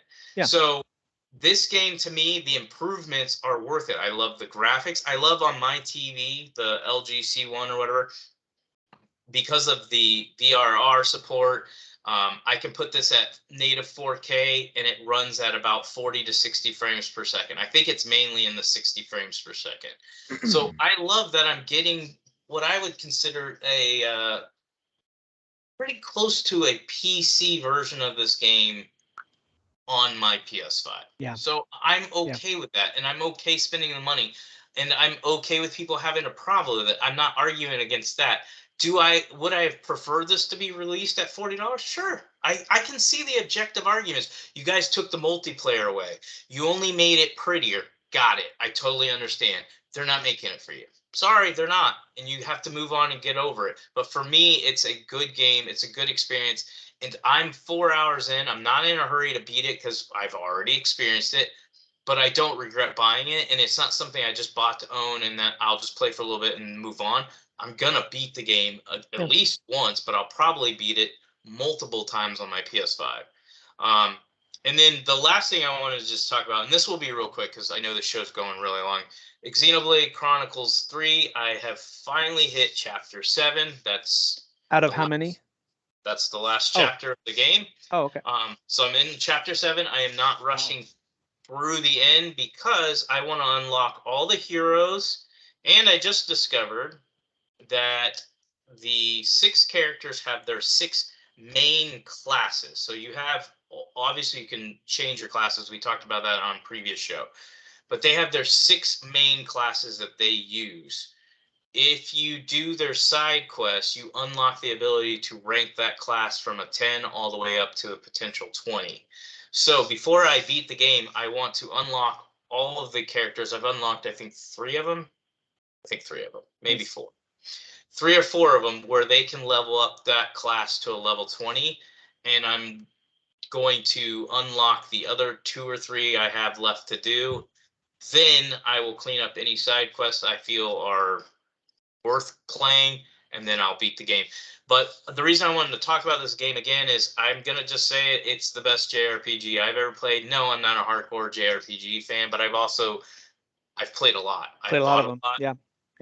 But this one's special to me. The story is really confusing, but good. It's a little more confusing for me because, you guessed it. Skip. Are you talking? Yep, I'm done. But to be fair, it's not confusing. You're just not aware of what's happening. I mean, I just now was Googling how to skip this part of the conversation. I was trying to skip this. Just kidding. The hang up button. Well, you have to goggle. But good callback. That was a good callback. Goggle. So, anyways, what I was trying to say is the cutscenes are really long. Like they put Metal Gear Solid 4 to shame. And you'll walk 10 steps, and then you'll get another hour-long cutscene. Yeah, it's awesome. they're really long. It's very much my jam. I mean, Xenosaga was that way. The PS2 games. You remember those? I remember there being at least more steps in between cutscenes. You know, there were, but they were very frequent. Like there were like 20 steps or 30. But yeah, this is like they added a feature. I think you could pause, maybe even save during a cutscene because they knew this is long. At least you could pause, I think. But anyway. But I just think they did this game perfect, and that's why it's my favorite. I just think the story, the characters, the gameplay, the world, I can only imagine how this game would look in 4K. The world is beautiful. The worlds, I should say, are beautiful. Everything feels different and fresh. I just think it's an outstanding game, and one that I want everybody who likes JRPGs to go out, buy it, experience it, because I feel like it's worth it. It's actually given me a desire, and I talked to Kyle through Facebook about it, where I was just like, my plan is to treat JRPGs how I'm treating Xenoblade Chronicles 3 going forward, and that is I can play other games, but I'm just going to keep chipping. I'm no longer going to quit on this that's game. what I'm doing. I'm chipping, I'm going to go back to Tales of Arise, and I'm going to start chipping at that. I'm going to beat Xenoblade Chronicles. So I'm going to start picking certain JRPGs. I'm not going to go crazy and play everyone. I'm going to pick certain ones that I feel are special, and I want to be able to say, I beat that game. That's why I keep playing this one. And I'm just going to start chipping at them, because certain ones you can come back to. And I feel like the Xenoblade games, and I know Tales of Arise you can because I've done it already. you can come back to. You can take a break when you're like, okay, I've been doing this for too long, and you can come back to them and you can play them, and they're fun, and they have good stories, and they have great characters, and some of them, especially Tales of Arise, are absolutely gorgeous games. So this is given me a new appreciation for JRPGs, and I think it's because they've done it perfectly. They've figured out a way. Easily one of the Persona 5 levels of one of the greatest modern day JRPGs ever made. Like, in my opinion, hands down, unequivocally. High praise. That's great. Yeah, I love that. And you guys continuing to champion it, which you should keep doing, as you keep playing it, is just making me more and more like, all right, maybe this is the next one. Maybe this is the next one I have to play. I'm into the 30-hour of the game. I'm not. It's not the game I sit down with and play 10 hours in a day or 8 hours or 5 or 4 even. But I play about an hour every day, or I for the most part, just chipping away, and it just feels good, man. I had college football on all day. I had the whole day to myself. I didn't have to go anywhere for the first time, and I probably knocked out another 5 hours of Xenoblade Chronicles 3 because I'm just playing on the Switch in handheld mode while I watch sports, and I'm enjoying it that much where it's just like I'll literally look at the time and I'll be like, really? I played this long? Whereas a lot of times in the past I'd be like, dude, how much longer? But this game I'm actually in no rush, because if I was just trying to beat this game, I wouldn't be unlocking what I'm trying to unlock. I'm good enough right now at the game, I could beat it right now. So I'm trying to take my time and get everything done that I want done. That's how good it is. I'm in no rush. And I will say this to the last comment, to me, it's a decently timed JRPG, meaning like this is not a 70, 80-hour main story if you just straight shoot it like a lot of JRPGs. You could beat this game in 50 hours if you just straight shot it, and you can straight shot it because you can put it on easy, and you can do that. I'm playing on normal, which is a big deal for me with JRPGs, especially confusing ones. I'm playing on normal, and I'm doing a lot of side quests. I'm going everywhere, and I plan on staying in the world for a while. But I like that it wasn't set up that, hey, you got to play this game at 80 hours, and then you're probably going to be under-leveled at 80 hours, so you really need to play another 40 hours to be at the level to even be able to beat it at 80 hours. So it's really a 120-hour game. That's not what you're getting here. You're getting a long game. It's not short, but it's not 80 hours minimum. Yeah. There has been no slow moments or fluff for me either. That's the big thing. I don't feel there has not been a stretch of even, it hasn't gone longer than maybe a couple hours before it's like, oh, this major reveal or this. It's just it's so incredible. Even like Persona 5, which I love that game. Like there's moments where I'm like, well, that was a rough 3 weeks of school right there, not a lot going on there. So like sometimes there's just those moments. So it's like, we're going on a really bad fetch quest right now in this JRPG, or Tales, not Arise, but previous Tales are horrible at this, where the game will go 20 hours and nothing happens with anything, or they're trying to change up the pacing a lot of times in those games, and they want to make you go from point A to point B, back to point A to deliver something, and then go back to point C, and then back to point. Like some games, JRPGs traditionally will do that, and then they'll let you get back into the swing of things, because that was some kind of requirement to get your airship or whatever the thing was. And that happens a lot. I feel like there's just no fluff in this game, and it's just it goes at a very breakneck pace, which is not the pace that any JRPG is ever. Yeah, there's only been a couple of missions where I've been like, I have to collect all this stuff, but there's only been one where I've been actually confused on where to go. Everywhere else, it was like really like they're like, hey, you got to collect this stuff and give it to me, and it's like you turn around and you're like, oh, it's just in this area. I just have to. I 9 times out of 10 had it all already. Yeah. Ooh, nice. So it's not. I love that. Big deal. Yeah. So you get a quest, and it's like, hey, do you want to give all the things? Like, yeah, here you go. So that's nice. Yeah, it's good. I love that game. I'm really glad you're enjoying it. I'm glad you're taking it home, because I plan to beat it myself. So no doubt it has to be respected and put in my top 3. So well, I have to figure out a way. The way you treated it yesterday with college football on your Switch, I'm doing the same thing with the Steam Deck and Spider-Man, along with a few other PC games. But I've been playing a lot of Spider-Man, and then I switch over to PC to actually play it on the PC itself. But almost done with the DLC. I'm in the 3rd chapter of that DLC. I'm in the 2nd. Is this your first time playing the DLC? Yeah. Mm-hmm. Man, it's good. Okay. Yeah. They're doing a good job with it. It's a little less balanced than the main game. Like some of the boss fights, I'm like, they really only want you to do 2 attacks on this. Like that's a little like the main game is just more balanced. They do a better job of like not interrupting the flow of the experience because there's 2 boss fights. One's in the second one, and then right at the beginning of the third one, there's these 2 boss fights, and I'm kind of like, all right, you really just want me to dodge and then punch, and then dodge, and then like that's really I can't use any gadgets because this person happens to be able to block. There's 2 boss fights in a row that are just annoying. But other than little nitpicks like that, all of the 7 or 8 gadgets you have, you can't use a single one for that. That's kind of crazy, you know. You can use like one, and that's only in a certain little window of an attack animation. Yep. So, whatever, that's fine.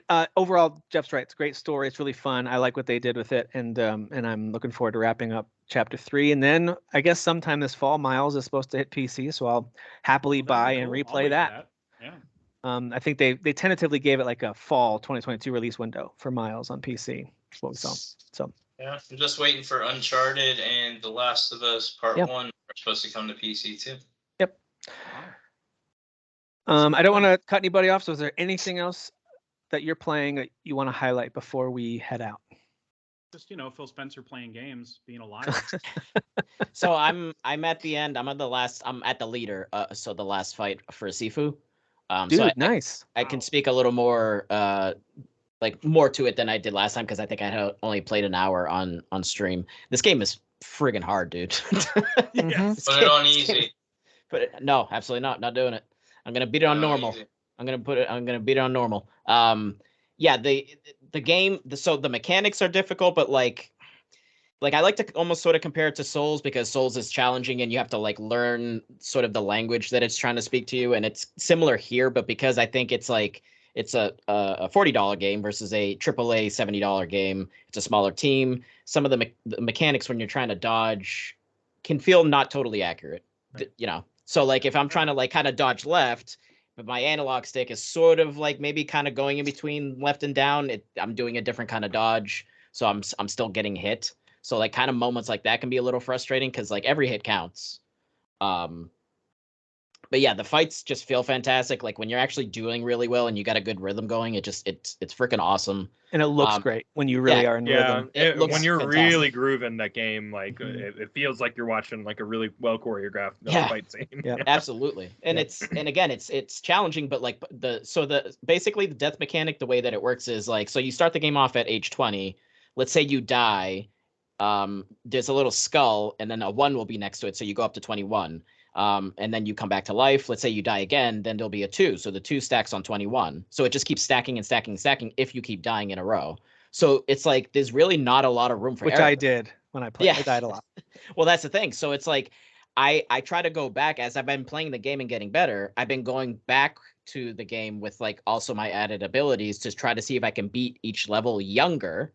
Because then when I get to the last level, I'm not going to be like 60 years old trying to go against the last, because then I don't have a lot of room for error. Yeah, then I'm screwed because I only can die like 2 times or something, and then it's game over. So, it is very challenging, but it's super fun. And when you like totally get a good groove going and you're just beating the shit out of like 5 dudes and just nailing it, it's awesome. I really like it. So excellent game.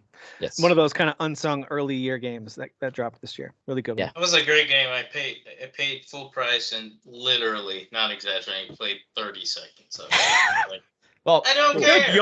You only needed 30 seconds to realize it was a great game. So that's awesome. 30 seconds game of the year. I beat it in 30 seconds. Oh, wow. So good. Just an MLG over here. You were like age 15 when you beat it. That's I don't remember it released. Yeah, you were de-aging, yeah. It released when something else came out, maybe Final Fantasy Origins or something, and I was like, okay, cool, don't care, and moved on to the next. I would have rather skipped Origins and played this.